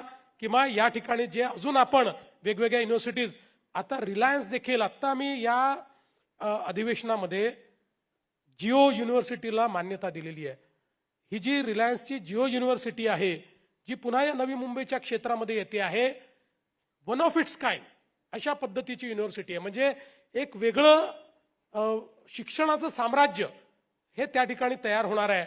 आणि त्याचाही फायदा जे अत्यंत आधुनिक अशा प्रकारचं आपल्याला मानव संसाधन तयार करायचं आहे त्या मानव संसाधनाकरता होणार आहे. आज माझं मत असं आहे की या सगळ्या क्षेत्रामध्ये, कारण आपल्याला माहिती आहे आपण आपलं जे MMRचं क्षेत्र आहे हे क्षेत्र आता देशाचं डेटा सेंटर हब झालंय. देशाच्या डेटा सेंटर कॅपॅसिटीची 60% डेटा सेंटर कॅपॅसिटी इथे तयार झालेली आहे. त्यामुळे फ्रंटियर टेक्नॉलॉजीज या सगळ्या या ठिकाणी येत आहेत. आणि मला असं वाटतं आता एक अजून गोष्ट आम्ही करतो ती म्हणजे आपल्या जी काही एअरपोर्ट आहेत या एअरपोर्टच्या जवळ त्या ठिकाणी आपण नवीन BKC तयार करतो. आणि ही जी BKC आपण तयार करतो याच्यामध्ये आपण आता IT कडनं GCC कडे गेलो आहोत, ग्लोबल कॅपेबिलिटी सेंटर. आज ग्लोबल कॅपेबिलिटी सेंटरची होड लागलेली आहे जगामध्ये. त्या GCCचं सेंटर हे आपण त्या ठिकाणी तयार करतो आहोत. आणि एवढंच नाही तर आपला हा जो सगळा कल्याण आणि इकडचा जो परिसर आहे, आपल्या जे काही बुलेट ट्रेनचं स्टेशन तिथे जे येणार आहे या स्टेशनच्या ठिकाणी 1300 एकरावर आपण अशाच पद्धतीनं अत्यंत आधुनिक अशा प्रकारचे टेक्नॉलॉजी हब तयार करतो, ज्या माध्यमातून खूप मोठ्या प्रमाणात एम्प्लॉयमेंट जनरेट होईल. आणि जगाचं जे काही GCCचं हब आहे हे बिटवीन मुंबई म्हणजे नवी मुंबई, ठाणे आणि पुणे या परिसरामध्ये आपल्याला तयार करायचं आहे. त्या दृष्टीने या सगळ्या गोष्टी आपण केलेल्या आहेत. आणि मी जे सांगतोय ही परत केवळ संकल्पना नाही, यातली प्रत्येक गोष्ट त्या ठिकाणी सुरू झालेली आहे, ती गोष्ट त्या ठिकाणी होणार आहे. मला असं वाटतं मी हा शब्द मगापासून टाळत होतो की फडणवीस साहेबांकडून आपण विजन समजून घेऊया, पण मला वाटतं तुम्ही विजनच सांगताय आणि त्याबद्दल आम्ही तुमचे आभारी आहोत. सर मला एक मगाशी तुम्हाला मी ठाण्याचा इतिहास जो संक्षिप्त सांगितला तेव्हा एक गोष्ट सांगितली की MNCs पहिल्यांदा आल्या आणि FDIची सुरुवात तेव्हापासून सुरू झाली, म्हणजे 50-60 वर्षांपूर्वी. तसंच इथे अनेक small scale industries, middle MSMEs वगैरे आल्या आणि स्टार्टअप्स खूप छान पद्धतीने झाल्या. नवीन नवीन कल्पना इथल्या तरुणांकडे आहेत, उद्योजक तरुण इथे अनेक आहेत. मला एक आपल्याला विनंती करायची होती, कारण आपण इतका खूप एवढा पुढचा विचार करताय की आयडियाज जर्मिनेट होणं आणि त्यांचं इन्क्युबेशन होणं. तर इन्क्युबेशन सेंटर जसं तुम्ही डेटा हबचं बोललात तसं इन्क्युबेशन सेंटर सुद्धा असावं का, आणि ते मला असं वाटतं ते तरी आमच्या तुम्ही ठाण्याला द्यावं अशी आमची इच्छा आहे. 100% इन्क्युबेशन सेंटर केलंच पाहिजे. आणि म्हणून आता आपण जी नवीन स्टार्टअप पॉलिसी महाराष्ट्राची केली, या स्टार्टअप पॉलिसीत 2 गोष्टी आपण केलेल्या आहेत. या स्टार्टअप पॉलिसीमध्ये एक मोठी इन्क्युबेशनची इकोसिस्टीम आम्ही करणार आहोत आणि अर्थातच ठाण्यात तर करावंच लागेल. त्यामुळे ठाण्यातही इन्क्युबेशन सेंटर आम्ही करणार आहोत. इन्क्युबेशन सेंटरची एक मोठी इकोसिस्टीम आम्ही तयार करणार आहोत की ज्या माध्यमातून या ज्या आयडियाज तयार होत आहेत त्या ठिकाणी इन्क्युबेट झाल्या पाहिजेत. पण एवढंच करून आम्ही थांबत नाही आहे, तर आम्ही एक फंड ऑफ फंड तयार केलेला आहे. पहिल्या टप्प्यामध्ये 100 कोटीचा एक फंड ऑफ फंड तयार केलेला आहे. इन्क्युबेट केलेल्या आयडियाज ज्या आहेत या मार्केटेबल करायच्या असतील तर त्याकरता त्यांना पैशाची आवश्यकता पडते आणि ते पैसे त्यांना कोणी देत नाही. प्रत्येक ठिकाणी एंजल इन्व्हेस्टर मिळेल अशी परिस्थिती नसते. आणि ह्या फंड ऑफ फंडच्या माध्यमातून आम्ही त्या सगळ्या ज्या काही आयडियाज आहेत किंवा जे स्टार्टअप्स आहेत यांना कमर्शियली वायबल आणि मार्केटेबल अशा पद्धतीनं डेव्हलप करण्याकरता आम्ही हे करणार आहोत. आता मला यात एक सांगायचं आहे की ही आयडिया आली कुठनं, तर ज्यावेळेस 2016-17 साली डिफेन्सचं सेक्टर ओपन अप झालं त्यावेळी महाराष्ट्र पहिलं राज्य होतं की ज्यांनी आपली डिफेन्स मॅन्युफॅक्चरिंग पॉलिसी तयार केली. आणि या डिफेन्स मॅन्युफॅक्चरिंग पॉलिसीमध्ये आम्ही एक फंड ऑफ फंड तयार केला आणि त्या फंड ऑफ फंडमधनं आम्ही त्या ठिकाणी जे स्टार्टअप्स आहेत या स्टार्टअप्सला मदत करणं सुरू केलं. आज त्यातला एक स्टार्टअप तर असा आहे की जो जवळपास 400 कोटीवर पोहोचलेला आहे आणि त्या माध्यमातनं 200 स्टार्टअप्स हे डिफेन्स मॅन्युफॅक्चरिंग सेक्टरमधले असे आहेत की जे महाराष्ट्र सरकारने 2018 साली जो फंड ऑफ फंड तयार केला होता त्याच्यातनं त्यांना पहिल्यांदा इन्व्हेस्टमेंट मिळालेली आहे आणि त्यातनं ते उभे राहिलेले आहेत. म्हणजे मी तुम्हाला एकच घटना सांगतो की मी पुण्यामध्ये आपल्याला माहिती आहे आपल्या ते सदन कमांड आहे आणि सदन कमांडच्या वतीनं दरवर्षी एक मोठा एक्सपो केला जातो. आपल्या ज्या कॅपेबिलिटीज आहेत ते आपण दाखवतो. सगळे पुणेकर त्या ठिकाणी येतात. मला त्या ठिकाणी त्यांनी बोलवलं होतं व्हिजिट करता या. मी व्हिजिट करता गेलो आणि व्हिजिट करून मी निघत होतो तर त्यांनी मला सांगितलं की स्टार्टअपचे स्टॉल आहेत. तेवढ्यात एक जण धावत आला, मला म्हणाला माझ्या स्टॉलवर तुम्हाला यावं लागेल. गेलो मी. म्हणाला, त्यांनी पूर्ण त्याच्या कंपनीची माहिती दिली आणि म्हणाला, तुम्हाला का मी जबरदस्ती बोलवलं? म्हटलं, तुमचं दाखवण्याकरता. नाही म्हणाला, तेवढ्याकरता नाही, माझ्याकडे काहीच नव्हतं, महाराष्ट्र सरकारच्या फंड ऑफ फंडमुळे मला त्या ठिकाणी पैसे मिळाले आणि त्यातनं माझं हे स्टार्टअप उभं राहिलंय. त्यामुळे पुढच्या काळामध्ये नुसती स्टार्टअप इकोसिस्टीम नाही, तर त्या इकोसिस्टीमला मार्केटेबल करण्याकरता, त्याला कमर्शियली वायबल करण्याकरता ज्या ज्या गोष्टी लागतात त्या आम्ही देणार आहोत. आणि अर्थातच त्याचं हॉटबेड हे ठाणे असणार आहे. तर ठाण्याला काहीतरी तुम्ही देणार अशी मला खात्री होती आणि तुम्ही खरंच द्यायला लागलेला आहात. एक सर, आता थोडासा अप्रिय प्रश्न आहे, परंतु तो आता विचारावाच लागेल. तुम्ही स्वतः महापौर होतात आणि तुम्ही महापौर असतानाची परिस्थिती आणि आजची परिस्थिती यात काही फरक आहे का? नंबर 1 हा प्रश्न. आणि त्याला लागून दुसरा प्रश्न, तो जरा जास्ती अप्रिय आहे, की ह्या सर्व शहरांना म्हणजे आता 29 महापालिकांच्या निवडणुका आहेत, त्या सर्व 29 महापालिकांची एकच डोकेदुखी आहे, ती म्हणजे अनधिकृत बांधकामं. तर त्या संदर्भात जे सध्याचे कायदे आहेत, म्हणजे म्युनिसिपल ऍक्टमध्ये सुद्धा खरं म्हटलं तर क्लिअर कायदे आहेत त्यात आणि कारवाईचे पण तरतुदी आहेत, परंतु त्यांचं इम्प्लिमेंटेशन होत नाही. तर त्या संदर्भात काय कराल? कारण मला वाटतं कालच कल्याणला वगैरे काहीतरी असाच एक कार्यक्रम झाला, तेव्हा ती खूप नाराजी व्यक्त झाली होती. पण ती कल्याणपुरती मला असं वाटतं ते कुठच्याही म्हणजे देशातल्या कुठच्याही शहरात. आपण महाराष्ट्र त्या संदर्भात काय करतोय? पहिल्यांदा थोडा गमतीचा भाग सांगतो की मी महापौर होतो आणि महापौर आणि नगरसेवक होतो, महापौरी होतो. मी तुम्हाला सांगतो, हे फार कठीण काम आहे.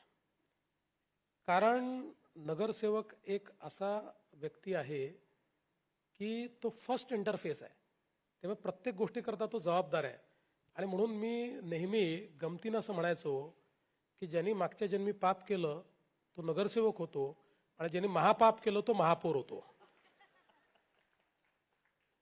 पण हा गमतीचा भाग जरी दूर ठेवला तरी हे खरं आहे की खूप गोष्टी बदलल्या आहेत. एका परीने तुम्ही अनेक महापौरांना आज सांगितलं होऊ नका महापौर. मला असं वाटतं की एकच गोष्ट जी अलीकडच्या काळामध्ये मला थोडी खटकते ती मात्र या ठिकाणी सांगितलं पाहिजे की सगळे नाही, पण अनेक नगरसेवक हे मालक असल्यासारखे वागायला लागले आहेत. ते मात्र अतिशय चूक आहे. आपल्याला आपल्या वॉर्डामध्ये सोयीसुविधा उभं करणं, आपल्या लोकांचे प्रश्न सोडवणं याकरता निवडून दिलेलं आहे. पण त्या ठिकाणी जणू काही आता त्या भागाचे मालकच आपण आहोत, इथली सोयी देखील माझ्या परमिशननी हल्ली पाहिजे, अशा पद्धतीची जी मानसिकता तयार होते आहे, ही मानसिकता अत्यंत घातक आहे. ती मानसिकता बदलली पाहिजे. कुठेतरी सेवेचा भाव हा पुन्हा एकदा परत आला पाहिजे, हे माझं अतिशय स्पष्ट मत आहे. आणि त्या दृष्टीने मला असं वाटतं की आपण जे ओव्हरऑलच विचारलं, आज आपल्याला आवश्यकता काय आहे, तर आपल्याला सगळ्या कारभारांमध्ये ट्रान्सपरन्सी आणणं ही सगळ्यात मोठी आवश्यकता आहे. ट्रान्सपरन्सी लॅकिंग आहे. आपण आज अनधिकृत बांधकामाचा ज्यावेळेस विचार करतो, कायदे नाहीत का? इतके कायदे केलेत आपण, सगळे कायदे आहेत, कोणाला जबाबदार धरायचं ते देखील आपल्याला माहिती आहे, तरी अनधिकृत बांधकाम होतं. आता फॉर्च्युनेटली टेक्नॉलॉजी एक असा टूल आपल्याला मिळालेला आहे की ज्या टूलनी या गोष्टी आपल्याला आता थांबवता येतात. आम्ही एक प्रयत्न करतोय. मुंबईला मी सांगितलं, IIT सोबत देखील आम्ही बसलो आहोत की आपण आता जिओस्पेशियल टेक्नॉलॉजीचा वापर करून आणि AIचा वापर करून आता पिन पॉइंटेडली आयडेंटिफाय करू शकतो. आता जवळजवळ सगळ्या प्रमुख महानगरपालिका आपल्या प्रॉपर्टीजचं डिजिटायझेशन करतायत. ते डिजिटायझेशन झाल्यानंतर आज जिओस्पेशियल डेटा आणि आर्टिफिशियल इंटेलिजन्सचा उपयोग करून कुठे बांधकाम चाललेलं आहे आणि ते बांधकामाला मान्यता आहे की नाही हे आपल्याला डॅशबोर्डवर देखील दिसू शकतं. महिन्यातनं एकदा जरी रिव्ह्यू घेतला तरी कुठे अनधिकृत बांधकाम चाललेलं आहे आपल्याला दिसू शकतं. त्याचं एक मॉडेल हे आम्ही तयार करतो. दुसरी गोष्ट, याची एक दुसरी पण बाजू आहे की अनेक वेळा महानगरपालिकांमध्ये बांधकामाच्या परवानग्या मिळवणं हे देखील खूप कठीण काम होतं. अनेक वेळा त्याच्यामध्ये अशा पद्धतीनं लोकांना त्रास होतो की ते मी वेगळ्या पद्धतीनं सांगण्याची आवश्यकता नाही आहे. मागच्या काळामध्ये आपण ऑटो DCR सारख्या गोष्टी आणल्या. आपल्याला असं वाटलं की आता ऑटो DCR आला, आता ह्युमन इंटरव्हेन्शन कमी होईल. पण आमचे अधिकारी कर्मचारी यांचा ह्युमन इंटेलिजन्स हा आर्टिफिशियल इंटेलिजन्सपेक्षा चांगला आहे.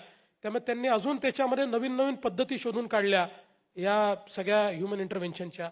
आणि म्हणून आता एक नवीन मॉडेल तयार करतो. त्याचं एक पहिलं प्रेझेंटेशन माझ्याकडे झालेलं आहे. ते पहिल्यांदा तर बीएमसीत लॉन्च व्हावं अशी माझी अपेक्षा आहे आणि हळूहळू सगळीकडे लॉन्च व्हावं, की ज्याच्यामध्ये एक असा प्लॅटफॉर्म आपण तयार करतो की ज्या प्लॅटफॉर्ममध्ये शेवटी आपले जे डेव्हलपमेंट कंट्रोल रूल्स आहेत, आपला जो डेव्हलपमेंट प्लॅन आहे, या सगळ्या गोष्टी रीड करून त्या ठिकाणी एक आर्टिफिशियल इंटेलिजन्सचा प्लॅटफॉर्म आम्ही तयार करू. त्या आर्टिफिशियल इंटेलिजन्सच्या प्लॅटफॉर्मवर 24 तासात कधीही तुम्हाला तुमचा प्लॅन अपलोड करता येईल आणि आर्टिफिशियल इंटेलिजन्सचा उपयोग करून DCR प्रमाणे तो आहे की नाही हे तुम्हाला त्या ठिकाणी ताबडतोब कळेल. जे DCR प्रमाणे नाही ते तुम्हाला आयडेंटिफाय होईल आणि त्यानंतर ते चेंज करून तुम्ही तो अपलोड करू शकाल. तो अपलोड केल्यानंतर 10 ठिकाणी जाण्याची आवश्यकता नाही आहे. त्या मॉडेलच्या माध्यमातून जे काही त्याला मान्यता देणारे लोक आहेत, वेगवेगळे स्टेजेस आहेत, त्या स्टेजेसच्या लोकांनी ॲब्रेशन आहे का एवढंच बघायचं. जर ते टूल सांगत असेल की ॲब्रेशन आहे तर त्याच्यावर त्यांनी पॉइंट आउट करायचं की हे चालणार नाही, हे ॲब्रेशन तुम्ही दूर करा. ॲब्रेशन नसेल तर तात्काळ त्याला मान्यता द्यायची आणि जे काही डिमांड नोट आहे ती त्या ठिकाणी जनरेट करायची. आता याच्यामध्ये काही कन्सेशन्स देखील द्यावे लागतात. मेजर प्रॉब्लेम हा कन्सेशनचा असतो. ज्या कन्सेशन्स करता वेगवेगळ्या अधिकाऱ्यांकडे जातात किंवा कमिशनरकडे जातात. आता जे जे कन्सेशन्स अलाउड आहेत हे कन्सेशनही त्याचा पार्ट असतील. त्यामुळे कोणाला कन्सेशन मागायचं असेल तर हे कन्सेशन त्याच्यामध्ये बसतं का हे देखील त्याच्यातनं कळेल. आणि एवढंच नाही तर जिओ स्पेशियल मॅपच्या माध्यमातून त्याची 3D इमेज देखील आपल्याला तयार करता येईल की ज्या माध्यमातून आपल्याला हे सांगता येईल की याच्यापासून सीवर लाईन किती दूर आहे, याच्यापासून पाण्याचं कनेक्शन किती दूर आहे, त्याच्याकरता त्याला कनेक्शन घेण्याकरता काय पैसे भरावे लागतील, अशा सगळ्या गोष्टी याच्यामध्ये आपल्याला करता येतील. आता आर्टिफिशियल इंटेलिजन्सनी आपल्याला ट्रान्सपरन्सी आणण्याकरता असे टूल उपलब्ध करून दिले आहेत. या टूल्सचा वापर पुढच्या काळामध्ये म्युनिसिपल ॲडमिनिस्ट्रेशनमध्ये मला आणायचा आहे. त्या संदर्भातलं मॉडेल आम्ही तयार करतो. मी जसं सांगितलं फर्स्ट कट माझ्यासमोर आला, त्यात काही अजून अडचणी आहेत. पुढच्या 4-6 महिन्यामध्ये मला असं वाटतं की हा प्लॅटफॉर्म आम्ही तयार करू शकू. मला असं वाटतं मी आता हिला थोडा त्रास द्यायच्या अगोदर एक प्रश्न विचारणार आहे आणि मग तिच्याकडे पुन्हा माईक देणार आहे. नंतर अजूनही हिच्यानंतर मी विचारणारच आहे प्रश्न, तो भाग वेगळा. परंतु एक प्रश्न जाता आता विचारायचा की तुम्ही मगापासून 2 शब्द वापरले, एक ट्रान्सपरन्सी आणि साधारणपणे नगरसेवकांबद्दलच्या तुमच्या अपेक्षा. या सगळ्यामध्ये लोकांचा रोल जो आहे, नागरिकांनी, मतदारांनी एक्झॅक्टली या संपूर्ण सिस्टीमकडे कसं पाहावं, कारण की ते पाठ फिरवायला लागलेले आहेत, राजकारणाकडे पाठ फिरवत आहेत, सिस्टीममध्ये भाग घेत नाहीयेत. तर स्मार्ट सिटीचा जो डॉक्युमेंट आलं त्यातलं पहिलं वाक्य तर असं होतं की पब्लिक एंगेजमेंट, पब्लिक पार्टिसिपेशन हे फार महत्वाचं आहे. पण पब्लिकला पार्टिसिपेट करून घेण्याच्या संदर्भातलं जे इकोसिस्टीम पाहिजे ती इकोसिस्टीम डेव्हलप झालेली नाही. तर लोकांना तुम्ही काय म्हणजे एक सजेशन काय देऊ, सल्ला काय देऊ शकाल की कसं लोकांनी सहभागी व्हावं? का माझा पहिला सल्ला हा आहे की लोकांनी मतदानाला गेलं पाहिजे.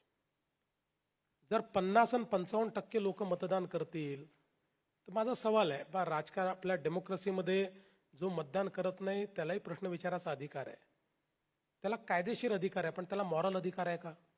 त्याला मॉरल अधिकार नाही आहे. त्याला जो बदल वाटतो, त्याला जे पाहिजे असं वाटतं ते करून घ्यायचं असेल तर त्यांनी मतदान केलं पाहिजे.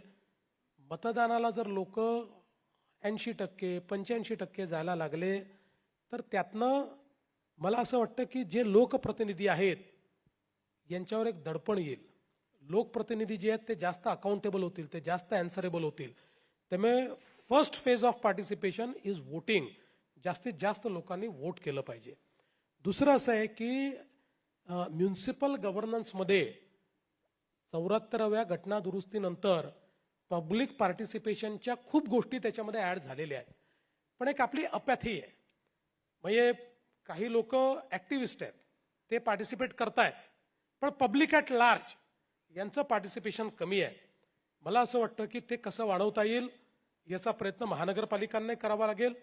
आणि यामध्ये हे पार्टिसिपेशन वाढवण्याच्या दृष्टीने जर अजून काही कायदेशीर गोष्टी करण्याची आवश्यकता असतील तर आम्ही जरूर त्याचा विचार करू. मला एक तुम्ही जे म्हणालात ना की पार्टिसिपेशन वाढवण्याच्या संदर्भात की 80-85% वोटिंग झालं तर एक प्रकारचा अंकुश राहील, उत्तरदायित्व वाढेल वगैरे, ह्या सगळ्या गोष्टी खऱ्या आहेत. परंतु त्याही पेक्षा मला वाटतं एक मध्यंतरी चर्चा अशी सुरू झाली होती की जे मतदान करत नाहीत त्यांच्या सवलती काही काढून घ्याव्यात. तर तो विषय असं असा आला. ऑस्ट्रेलियामध्ये आहे. हं.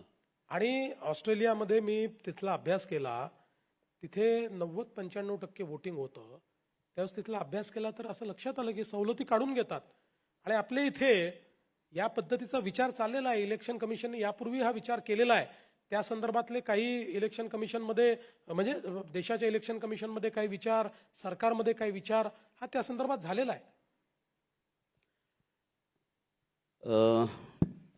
मी पुढचा घेऊ का, तू घेतेस प्रश्न काही?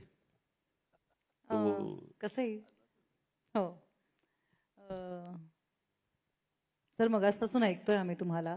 तुमचं एक वाईड विजन प्रत्येकालाच माहिती आहे, तुमचं नॉलेज, आणि फक्त वरवरचं नाही तर फार खोलवरचं जाऊन तुम्ही बोलता. आणि आतापर्यंत मी पाहिलंय की हे खूप म्हणजे असं म्हटलं जातं जनरली, एक ह्युमन नेचर पाहिलं तर आपली एक प्रॅक्टिकल बाजू स्ट्रॉंग असते, तेव्हा तुम्हाला इमोशनचा भार तुम्ही विचार करत नाही.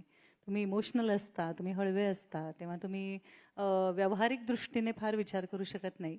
पण तुम्ही इतकं क्लासिक कॉम्बिनेशन आहात, हे मन आणि डोकं, मेंदू याचं, की मध्यंतरी प्रत्येकाला माहिती असेल अलीकडे तुम्ही एक 50 एक अनाथ मुलांची भेट घेतली होती. आणि त्या संदर्भात जेव्हा त्या मुलांशी संवाद साधलात तेव्हा 1-2 वेळा सगळ्यांनी तुम्हाला हळवं होताना पाहिलं. तुम्ही त्यांचं मन समजून घेऊ शकलात. आणि तुमचं असंही म्हणणं आहे की त्या मुलांना आज रोजगार मिळाला पाहिजे यासाठी तुम्ही 1% आरक्षणाचा निर्णय घेतलात. आणि तुम्हाला असं वाटतं की हा तुम्हाला सर्वाधिक समाधान देणारा निर्णय होता. सो ह्याबद्दल तर आम्हाला थोडंसं ऐकायला आवडेल. आणि ही जी संवेदनशीलता आहे जी तुम्ही या पॉलिटिक्समध्ये आजच्या थकाथकीच्या आयुष्यात तुम्ही इतकं बिझी, म्हणजे आज आम्ही इथे जेव्हा बॅकस्टेजला होतो तेव्हा आम्हाला कळलं की आता सर इथून निघालेत, ते आता इथे पोहोचणार आहेत, इथून तुम्हाला पुन्हा आणखी कुठे पोचायचं आहे. सो हे सगळं करत असताना ती संवेदनशीलता जपणं ही प्रत्येकाला जमेल अशी गोष्ट नसते, पण तुम्ही फार छान पद्धतीने ते जपता. तर त्याबद्दल आम्हाला सांगा आणि त्याचा तुम्ही पॉलिटिक्समध्ये कसा वापर करून घेता. हा जो अनाथ आरक्षणाचा विषय आहे, खरं म्हणजे आमचे मित्र आहेत श्रीकांत भारतीय, हे अनाथांच्या क्षेत्रात खूप चांगलं काम करतात. ते आणि त्यांच्या पत्नी हे खूप चांगलं काम करतात. आणि मागच्या काळात जेव्हा मी मुख्यमंत्री होतो त्यावेळी एक गोष्ट त्यांनी माझ्या लक्षात आणून दिली की विशेषतः जी अनाथ मुलं ही अनाथालयात राहतात त्यातल्या अनेकांना जातच नाही आहे, कारण ते कोणाची मुलं आहेत हे माहितीच नाही आहे. त्यामुळे त्यांना कास्ट सर्टिफिकेट मिळू शकत नाही, त्यामुळे त्यांना कुठल्या आरक्षणाचा फायदा मिळू शकत नाही. त्यामुळे सगळ्या कॉम्पिटिशनमध्ये ते मागे राहून जातात. आणि मग याचा खूप आम्ही अभ्यास केला तर आमच्या असं लक्षात आलं की आपल्याला या अनाथ मुलांकरता 1% आरक्षण ठेवलं पाहिजे. या आरक्षणामध्ये ज्यांना जात माहिती आहे त्यांना त्यांच्या जातीत आरक्षण मिळालं पाहिजे. ज्यांना माहिती नाही त्यांना 1% ओपनमध्ये आरक्षण मिळालं पाहिजे किंवा वेगळ्या पद्धतीने त्यांना आरक्षण मिळालं पाहिजे. अशा पद्धतीनं 1% आरक्षण देण्याचं आम्ही काम केलं. आणि मला अतिशय आनंद आहे, 800 मुलं, म्हणजे मुलं आणि मुली अनाथ आश्रमात राहणारी किंवा काही अनाथ आश्रमाच्या बाहेरची, ही या 1% आरक्षणामुळे महाराष्ट्र शासनामध्ये नोकरीला लागली. मला असं वाटतं की यापेक्षा अधिक आनंदाची गोष्ट काय असू शकते की ज्यांच्या जीवनामध्ये समोर अंधार होता, एक निर्णय, मला असं वाटतं की डेमोक्रेसीचा, लोकशाहीची ताकद बघा, एक निर्णय कित्येक लोकांचं आयुष्य बदलून टाकतो. आणि तसं आयुष्य आपण बदलू शकलो. आणि राजकारणामध्ये अनेक वेळा त्या गोष्टी कराव्या लागतात, खूप अडचणींना सामोरं जावं लागतं, अनेक वेळा लोकांच्या शिव्या देखील खाव्या लागतात. आणि यामुळे खूपदा कोडगेपणा येण्याची शक्यता असते. पण मला असं वाटतं की राजकारणामध्ये संवेदना ही खूप महत्त्वाची आहे. संवेदनहीन व्यक्ती हा कदाचित निवडणुका जिंकू शकतो, पण तो उत्तम नेता नाही होऊ शकत. उत्तम नेता जो असतो त्याला संवेदनाही असलीच पाहिजे. आणि संवेदनाच तुमच्या वेगवेगळ्या प्रकारच्या ज्या काही योजना आहेत त्यांना जन्म देते. संवेदनाच तुमच्या डोक्याला काहीतरी नवीन करण्याची कल्पना देते. आणि म्हणून मला असं वाटतं की संवेदना असली पाहिजे. आणि निश्चितपणे काही प्रमाणात ही संवेदना मी जपलेली आहे आणि पुढेही जपणार आहे.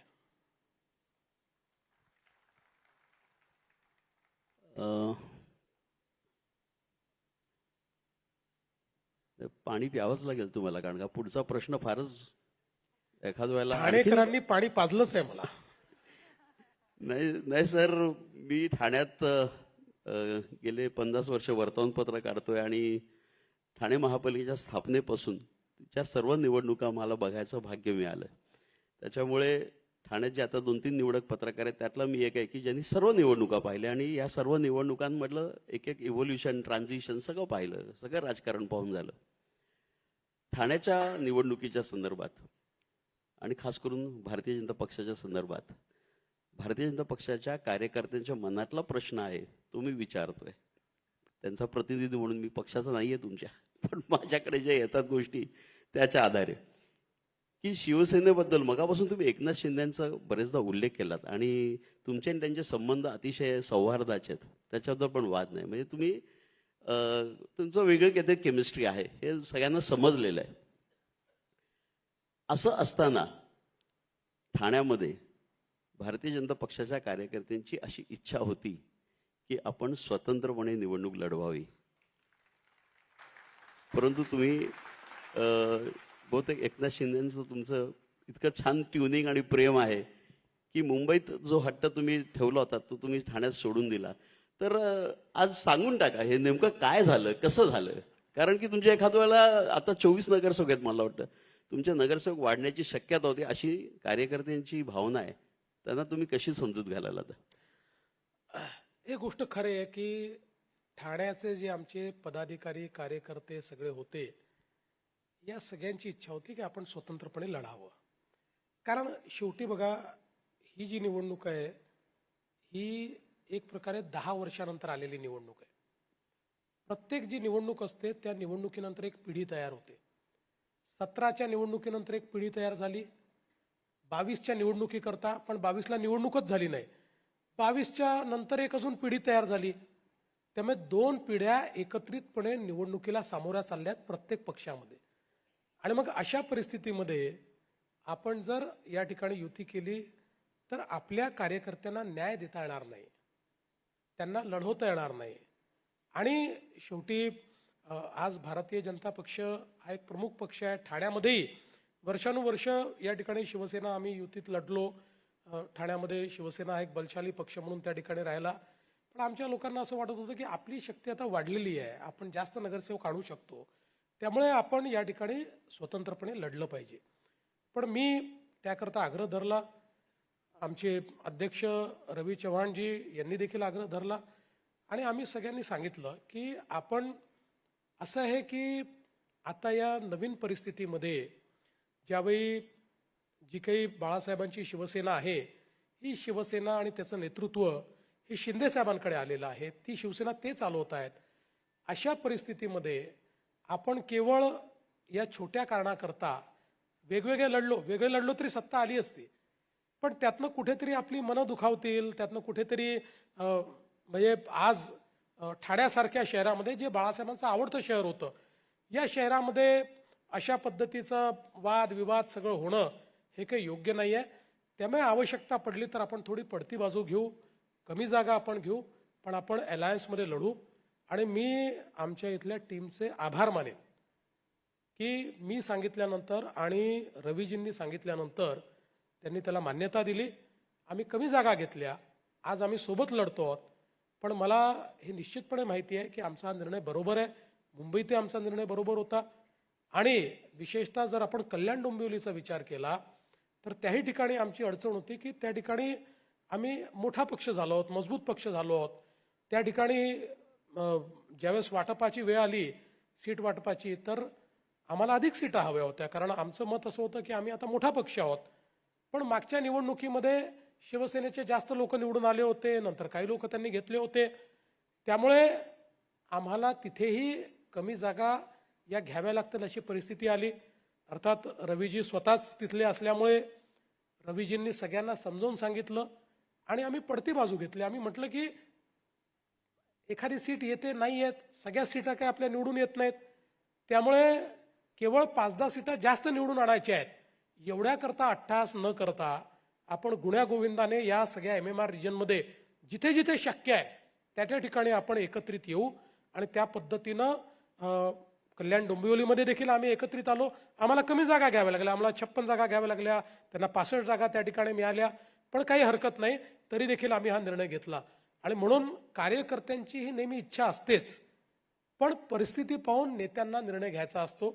आणि सगळ्यात महत्वाचं आहे बघा, आज काही असलं तरी एकनाथ शिंदे साहेब शिवसेनेचे प्रमुख नेते आहेत, अध्यक्ष आहेत, बाळासाहेबांची शिवसेना ते चालवत आहेत आणि ठाणे ही त्यांची आयडेंटिटी आहे. आणि त्यांच्या आयडेंटिटी असलेल्या ठाणे शहरामध्ये आम्ही त्यांना डिस्टर्ब करावं तर आम्ही मित्रपक्ष कसले. आणि म्हणून आम्ही हा निर्णय घेतला की नाही, शिंदे साहेब म्हणतील त्या हिशोबाने आम्ही निर्णय करू. आमच्या लोकांना समजवलं, आमच्या लोकांनी समजूतदारपणा दाखवला आणि सगळं नीट झालं.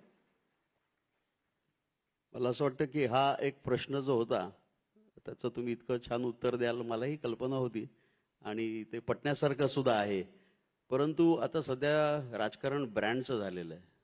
मग आता आम्ही असं समजायचं का की फडणवीस शिंदे नावाचा एक नवीन ब्रँड तयार झालेला आहे? बघा, मी नेहमी सांगतो की या महाराष्ट्रामध्ये एकच ब्रँड होता, हिंदू हृदय सम्राट शिवसेना प्रमुख बाळासाहेब ठाकरे. आता याच्यानंतर महाराष्ट्रामध्ये कोणी ब्रँड नाही. हा एवढं नक्की आहे की मी आणि शिंदे साहेब आमची महायुती ही इतकी मजबूत आहे की आता कोणीही स्वतःला ब्रँड सांगून आमच्या समोर उभे राहिले तरी त्याचा बँड वाजवल्याशिवाय आम्ही थांबणार नाही. मला वाटतं तेजस्वी तुझ्याकडे आहेत प्रश्न? हो, माझ्याकडे अजून 2 प्रश्न आहेत. सर, तुम्ही मध्ये डावोसला गेला होतात आणि तिथून येताना अगदी रेकॉर्ड ब्रेकिंग FDI म्हणजे फॉरेन डायरेक्ट इन्व्हेस्टमेंट घेऊन आलात. आणि आता आपण खूप इथल्या तरुणाईबद्दल बोललो. तुम्ही आता जे काही एक्सप्लेन केलं की ह्यांना रोजगार मिळावा, ह्यांना संधी मिळावी, यासाठी तुम्ही हे सगळं करताय. तर तुम्ही ही जी इन्व्हेस्टमेंट घेऊन आलात हे खरंच कौतुकास्पद आहे. पण आम्हाला जाणून घ्यायला आवडेल की ही आता रोजगारात परिवर्तित कशी होईल आणि अर्थात ठाणेकरांना त्याचा फायदा कसा होईल? नाही, तुम्ही अतिशय चांगला प्रश्न विचारला. कारण अनेक वेळा लोकांची समजूत अशी आहे की MOU होतात पण त्याचं कन्व्हर्शन नेमकं होतं का. पण आमच्या कार्यपद्धतीतला सगळ्यात महत्वाचा विषय आहे की रेकॉर्ड कन्व्हर्शन आम्ही करतो. देशामध्ये जे MOUs होतात त्याच्या कन्व्हर्शनचा रेट 35% आहे, काही ठिकाणी तो 45% आहे. आमचा कन्व्हर्शनचा रेट 85% आहे, 85% आहे. आणि प्रत्येक विधानसभेच्या सेशनमध्ये आम्ही त्या ठिकाणी अकाउंट मांडतो, किती MOU केले, ते कुठल्या कुठल्या स्टेजला आहेत. हे खरं आहे की एक MOU केल्यापासनं ॲक्च्युअल इंडस्ट्री उभी राहून प्रोडक्शन येतपर्यंत 3 वर्ष लागतात. जर क्रिटिकल इंडस्ट्री असेल तर 3.5 वर्ष लागतात आणि काही इंडस्ट्री अशा ज्या 1.5 वर्षात उभ्या राहतात. पण या सगळ्या MOUsवर काम करून त्याचा पाठपुरावा करून त्यांना जमिनी द्याव्या लागतात, त्या जमिनी उपलब्ध करून द्यायचं, कनेक्शन्स उपलब्ध करून द्यायचे, त्यांना सगळ्या परवानग्या त्या ठिकाणी मिळवून द्यायच्या. हे सगळं काम आम्ही नेमाने करतो. त्यामुळे मला असं वाटतं की निश्चितपणे आपल्या महाराष्ट्राला याचा फायदा झाला. ना FDI मध्ये आता FDI जो मोजला जातो की नाही हा ॲक्च्युअली इन्व्हेस्टमेंटवर मोजला जातो, म्हणजे जी झालेली आहे. आणि त्यातही RBIने जे आकडे प्रकाशित केले त्याच्यामध्ये नंबर 1 आपणच आहोत, महाराष्ट्रच आहे. त्यामुळे मला असं वाटतं की त्याचा फायदा आणि ठाण्याला तर आहेच. कारण जसं तुम्ही सांगितलं ठाणे आपलं हबच आहे. ठाणे जिल्हा आणि रायगड जिल्हा हे 2 जिल्हे असे आहेत की ज्या ठिकाणी इन्व्हेस्टमेंट मॅग्नेट सारखी येते. अजून एक प्रश्न विचारू का? प्रश्न छोटासा विचार, पण मला एक विचारायचा आहे पुन्हा एक प्रश्न. ओके. तुम्ही असं मगासपासून बोलताना खरं तर उत्तर दिलं, पण अजून जास्त प्रमाणात या प्रश्नाचं उत्तर ऐकायला आवडेल, कारण ठाणं तर दरवर्षी प्रदूषणाच्या बाबतीत आपण जेव्हा बोलतो तेव्हा ठाण्याचं खूप कौतुक केलं जातं की खूप छान ठेवलंय ठाणेकरांनी. पण तरीही आज दिल्लीचं प्रदूषण पाहता आपली मुंबई सुद्धा त्याच्या जवळपास पोचायला लागली आहे आणि त्याचे परिणाम आपण सगळेच भोगतोय. मग अगदी सिंपल खोकला जरी म्हटला तरी मला वाटतं पूर्वीच्या डॉक्टरकडे गेल्या ज्या 3 गोळ्या मिळायच्या त्यात आपण एक 3 डोसेसमध्ये बरे होऊन जायचो. हल्ली तो टिकतो, तो राहतो. तर ह्याच्या मागेही कुठेतरी हे प्रदूषण कारणीभूत आहेच. तर ह्या बाबतीतले काही निर्णय तुम्ही घेतले आहात का? आणि या बाबतीत सगळ्यांनीच खरं तर, म्हणजे तुमचे निर्णय तर ऐकायचे आहेतच, पण जनतेला सुद्धा जे अगदी तुम्हाला मनापासून तुमचं ऐकतात, तुमच्या विजनवर आमचा विश्वास आहे, त्यामुळे आम्हाला सुद्धा काही गायडन्स द्या, टिप्स द्या त्याबद्दल. खूप महत्वाचा प्रश्न तुम्ही मांडलाय. मला असं वाटतं की पुढचे 5 वर्ष किंवा त्याच्यानंतरचाही काळ यामध्ये आपण जसं बेसिक इन्फ्रास्ट्रक्चर हा प्रमुख मुद्दा मानायचो, आता त्याच्यासोबत पर्यावरण हा प्रमुख मुद्दा झालाय. प्रत्येक महानगरपालिकेच्या क्षेत्रामध्ये पर्यावरणपूरक अशा प्रकारच्या व्यवस्था कराव्या लागतील. आणि म्हणून जसं मी परवाच्या भाषणात सांगितलं की पुढच्या 5 वर्षामध्ये मुंबईच्या सर्क्युलर इकॉनॉमीवर पर्यावरणपूरक गुंतवणूक 17,000 कोटी रुपयाची गुंतवणूक करण्याचा आम्ही प्लॅन तयार केला आहे की ज्यातनं मुंबईची एअर क्वालिटी चांगली राहिली पाहिजे, मुंबईची वॉटर क्वालिटी चांगली राहिली पाहिजे. तशाच पद्धतीनं प्रत्येक महानगरपालिकेचा आम्हाला अशा पद्धतीचा जो सर्क्युलर इकॉनॉमीचा एक त्या ठिकाणी प्लॅन आहे तो तयार करायचा आहे. बघा, शेवटी प्रदूषण होतं कशामुळे? कचऱ्यामुळे होतं. त्याचं जर तुम्ही नीट त्या ठिकाणी कचऱ्यावर प्रक्रिया केली तर प्रदूषण थांबतं. आपलं घाण पाणी, सांडपाणी जे आहे याच्यावर प्रक्रिया केली तर ते त्या ठिकाणी थांबतं. आपल्या ज्या म्हणजे हे जे आहेत व्हेकल्स, या व्हेकल्स सगळ्यात जास्त एअर पोल्युशन करतात, सगळ्यात जास्त कार्बन एमिशन या व्हेकल्स करतात. त्यामुळे आपण जर अल्टरनेट फ्युएलचं पब्लिक ट्रान्सपोर्ट स्ट्रेंथन केलं तर त्यातनं खूप मोठ्या प्रमाणात आपण प्रदूषण वाचवू शकतो. आणि आता तर महाराष्ट्रामध्ये ईव्हीचं आपण एक असं कल्चर आणलं आहे की 2 व्हीलरमध्ये तर आता ईव्हीच येऊन राहिले आहेत, 4 व्हीलरमध्येही आता हळूहळू मोठ्या प्रमाणात ईव्ही आपण आणतो. त्यामुळे पब्लिक ट्रान्सपोर्ट ईव्हीवर आणि प्रायव्हेट ट्रान्सपोर्टही हळूहळू ईव्हीवर जर आपण आणलं तर सगळ्यात मोठं एअर पोल्युशन जे आहे ते आपण कमी करू शकू. मग आहे इंडस्ट्रीयल पोल्युशन, याच्यामध्येही एफ्लुएंट ट्रीटमेंट हे आता आपण मॅन्डेटरी केलेलं आहे. पण तरी देखील अजूनही इंडस्ट्रीयल पोल्युशनमध्ये आपल्याला नवीन टेक्नॉलॉजीज वापरण्याची गरज आहे की ज्यातनं आपल्याला ते पोल्युशन कमी करता येईल. त्यामुळे असा एक 360 डिग्री अप्रोच हा आपल्याला तयार करावा लागेल. मी आता मुंबईकरता एक खूप चांगला सर्क्युलर इकॉनॉमीचा प्लॅन तयार केलेला आहे. मला असं वाटतं की एक ओव्हरआर्चिंग असा प्लॅन, आणि विशेषतः मी उल्लेख करू इच्छितो की टाटा सन्सचे जे चेअरमन आहेत एन चंद्रशेखरन यांनी यामध्ये मला मोठी मदत केलेली आहे. हा कॉन्सेप्ट त्यांनी मला तयार करून दिलेला आहे की त्या कॉन्सेप्टच्या माध्यमातून पुढच्या काळामध्ये एक ओव्हरआर्चिंग अशा पद्धतीनं कंप्लीट सर्क्युलर इकॉनॉमी मुंबईची तयार करायची की ज्याच्यामध्ये nothing will be wasted, nothing will be dumped. प्रत्येक गोष्टीचा आपल्याला उपयोग करता येईल आणि प्रत्येक गोष्ट ही बायोडिग्रेडेबल असेल, अशा पद्धतीनं या मुंबईच्या पर्यावरणाला चालना द्यायची असा प्लॅन तयार केलाय. त्यामुळे मला असं वाटतं की कदाचित म्हणजे मागचा जो काळ आहे त्या काळामध्ये आपण पाहिजे त्या प्रमाणात पर्यावरणावर लक्ष देऊ शकलो नाही. पण बराक ओबामांचं एक वाक्य खूप महत्वाचं आहे की बराक ओबामा असं म्हणाले की आपण पहिली पिढी आहोत की ज्याला ऍक्च्युअल क्लायमेट चेंजमुळे काय परिणाम होत आहेत ते जाणवत आहेत. पण पुढे ते असं म्हणाले आपण शेवटची पिढी असू की जी त्याबद्दल काहीतरी करू शकेल. जर आपल्या पिढीने काहीतरी केलं तरच पुढच्या पिढीला आपण चांगल्या प्रकारचं वातावरण देऊ शकू. आणि मला असं वाटतं हे वाक्य खूप महत्वाचं आहे आणि त्या दृष्टीने पुढचं प्लॅनिंग आपण करतो. मी तुम्ही एक विषय काढलाय म्हणून एक फार गमतीशीर किंवा एक स्टॅटिस्टिक्स तुम्हाला मी सांगू इच्छितो की आपण आता वीज निर्मितीच्या क्षेत्रामध्ये मोठ्या प्रमाणात सोलरायझेशन सुरू केलं. आणि महाराष्ट्र हे पहिलं राज्य आहे की ज्या राज्याने आपली एक शेतकऱ्यांना वीज देण्याकरता एक आपली वेगळी कंपनी काढली आणि 16,000 मेगावॅट जी काही वीज शेतकऱ्यांना लागते ही सगळी 26च्या एंड पर्यंत आपली सोलर होईल, ती सोलरवरनं आपण देऊ. तर मी सहज याचं कन्व्हर्शन बघत होतो की 16,000 मेगावॅट आपण सोलर देतोय, त्याच्याऐवजी जर ती आपण थर्मल दिली असती जी आपण आता देतोय, तर त्यातनं जे कार्बन एमिशन झालं असतं ते मेक गुड करण्याकरता, सिक्वेस्टेशन करण्याकरता आपल्याला किती झाडं लागली असती.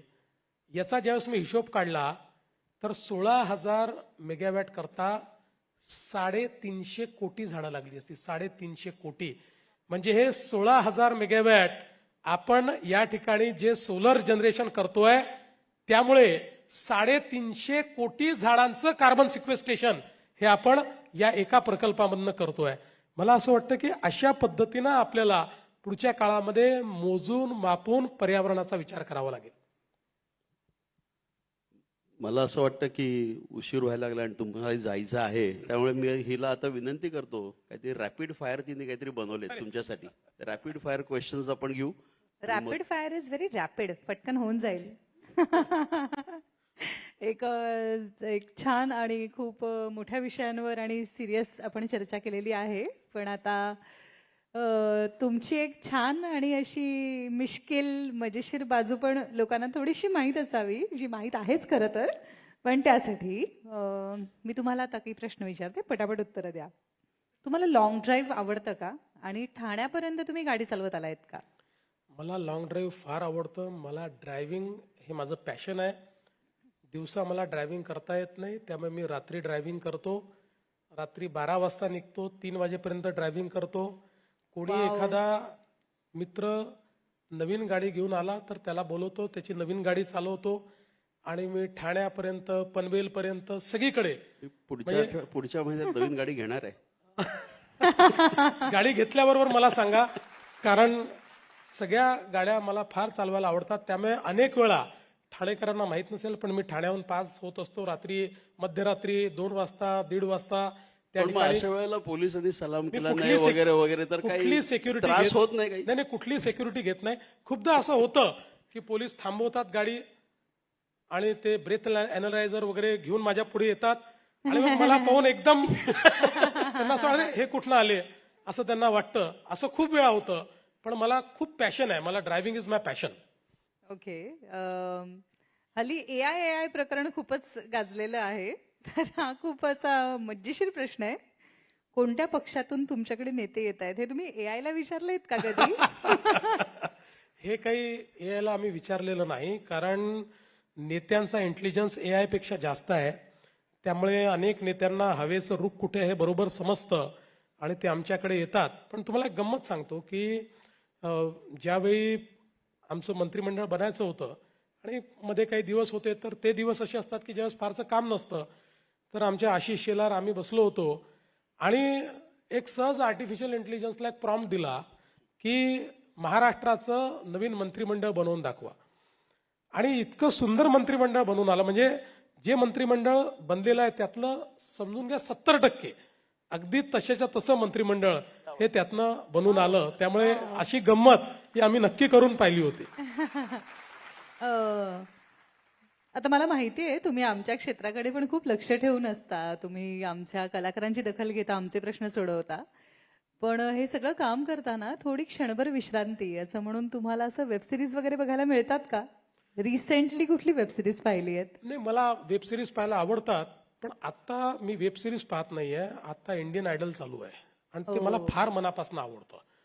त्यामुळे आता ते पुढे पोहोचलंय, ते 22व्या वगैरे एपिसोडवर कुठेतरी असेल. मी 12व्यावरच आहे, कारण काय झालं की इलेक्शन आल्यामुळे मला ते पाहिजे काही संधी मिळत नाही. पण मी ते डाउनलोड करून ठेवतो. आताही माझ्या मोबाईलवर जवळपास मला असं वाटतं 16व्या एपिसोडपर्यंत जे आता चाललेलं आहे ते आहे.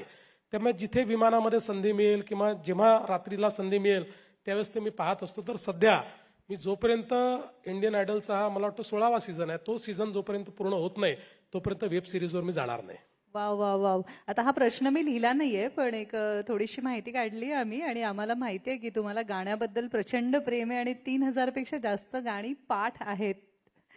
मला त्याबद्दल फार विशेष गाणी आवडतात आणि अलीकडच्या काळात थोडी कमी ऐकता येतात. पूर्वी मी खूप ऐकायचो आणि खूप गाणी मला पाठ आहे. म्हणजे पूर्वीच्या काळी जेव्हा कॉलेजमध्ये वगैरे होतो किंवा त्या काळामध्ये कधी गाण्याच्या भेंड्या खेळायच्या असल्या तर मी समोरच्याला चॅलेंज द्यायचो की अशी गाण्याची भेंडी खेळू की मी पूर्ण गाणं म्हणेन. तू जो अक्षर देशील त्या अक्षरावर, आपण नॉर्मली गाण्याच्या भेंड्यांमध्ये फक्त मुखडा म्हणतो, मी असं सांगायचो मी पूर्ण कडव्यासहित गाणं म्हणून दाखवेल आणि त्यातही मी कधी हारायचो नाही. वाव. त्यामुळे इतके गाणे मला पाठ होते. आता कदाचित थोडे विसरलो असेल, पण मी तुम्हाला आजही सांगतो की एकदा ते गाणं ऐकलं जे म्हणजे पाठ होते की पूर्ण मला आठवतं. ओ नाईस. आपण हल्ली खूप सर्रासपणे जेनझीजना पटकन नावं ठेवतो किंवा वाया गेलेली पिढी ह्यांचं काय होणार, कसं होणार असं विचारत राहतो. पण दिविजा आय थिंक जेनझीचं प्रतिनिधित्व करणारी एक आहे. तर मला तुम्हाला विचारायचंय, प्रत्येक पिढीमध्ये काहीतरी छान गोष्ट असते, तशी दिविजाच्या पिढीतली स्पेशली तिच्यातली कुठली गोष्ट आवडते तुम्हाला?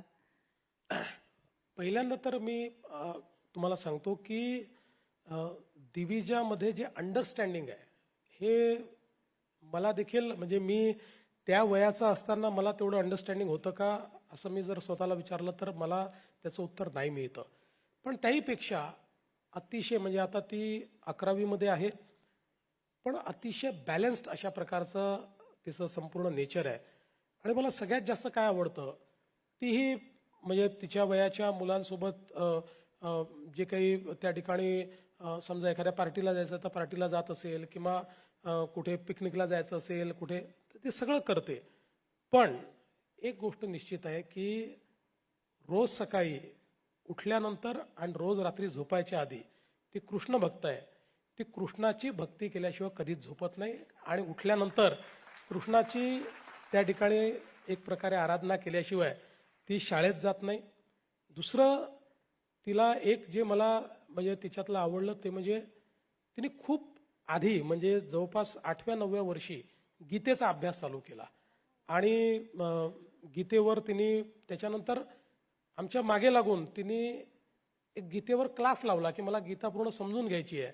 आणि आज म्हणजे कधी कधी असं मला वाटतं की गीतेतला एखादा श्लोक किंवा गीतेतला एखादा प्रसंग हा तिला विचारला आणि मला विचारला तर माझ्यापेक्षा जास्त तिला निश्चित माहिती असेल. अशा पद्धतीनं तिला ते त्याचं देखील एक खूप चांगली आवड आहे. तर मला ते तिचं निश्चितपणे आवडतं की आज म्हणजे जेनझीच्या सगळ्या कल्चरमध्ये तिने काही आपले रूट्स जे आहेत ते जे काही सांभाळून ठेवले आहेत त्याचा मला आनंद आहे. वा वा वा, हे खरंच ऍक्च्युली शिकण्यासारखी गोष्ट आहे तिच्याकडनं. सर, तुम्ही इतके बिझी आहात आत्ता, पण ह्या सगळ्यामध्ये एक असा कळकळीचा प्रश्न आहे, कारण मी ऍक्टर्सना हेल्थ खूप महत्वाची असते. तर तुम्ही हे जे काय बिझी लाईफ जगताय, 4-5 सभा घेताय दिवसाला, तर मला तुम्हाला खूप मनापासून विचारायचं आहे, तुम्ही 2 दिवसाची सुट्टी कधी घेणार आहात? बघा काय असतं की आमचे जे बॉस आहेत ना ते फार कडक आहेत. ते स्वतः सुट्टीच घेत नाहीत. बॉस सुट्टी घेत नाही, त्यामुळे आम्हाला सुट्टी घेतली तर इतकं गिल्ट वाटतं, त्यामुळे आम्ही सुट्टी घेत नाही. त्यामुळे आता कधी सुट्टी मिळेल मला माहिती नाही, पण म्हणजे अशी खूप सुट्टी घेऊन मी कुठे गेलो आहे असं मला आठवतच नाही गेल्या 10-12 वर्षात. वेळच ती मला त्या संदर्भात मिळाली नाही. पण इच्छा आहे म्हणजे थोडी सुट्टी घेऊन शांतपणे स्वतःशी संवाद करायला मिळावा अशा प्रकारची एक सुट्टी मला मात्र निश्चितपणे आवडेल. वा, आम्ही वाट बघतोय. आणि आता जाता जाता मी पटकन एक हळूच प्रश्न विचारते. जी काय लाडकी बहीण आहे तिचा लाडका भाऊ कोण आहे? तुम्ही आहात, एकनाथजी आहेत का अजित दादा आहेत? नाही, आम्ही तिघही त्यांचे लाडके भाऊ आहोत. आमच्या तिघांवरही त्यांचं प्रेम आहे आणि लाडक्या बहिणींनी तिघांनाही भरभरून दिलेलं आहे, म्हणूनच आम्ही या ठिकाणी सत्तेमध्ये आहोत. वा सर, एवढा वेळ दिलात तुम्ही आणि इतका छान संवाद साधलात आणि इतकी माहिती दिलीत, याबद्दल खरंच थँक्यू सो मच. थँक्यू. मलाही खूप आनंद वाटला. बघा म्हणजे आज हा जो प्रयोग केला याचा फायदा सांगतो. साधारणपणे इंटरव्ह्यू असतात त्याच्यामध्ये सगळ्यांचा इंटरेस्ट फक्त राजकीय गोष्टींवर असतो. मला इतकं मनापासून वाटतं की आपण जे करतोय ते सांगितलं पाहिजे, लोकांना विकासावर चर्चा झाली पाहिजे, लोकांना समजलं पाहिजे, पण ते होत नाही. नुसतं त्या ठिकाणी पॉलिटिक्स होतं. मी तुमचे दोघांचे आभार मानेन की तुम्ही पॉलिटिक्स मिनिमम आणि डेव्हलपमेंट मॅक्झिमम हा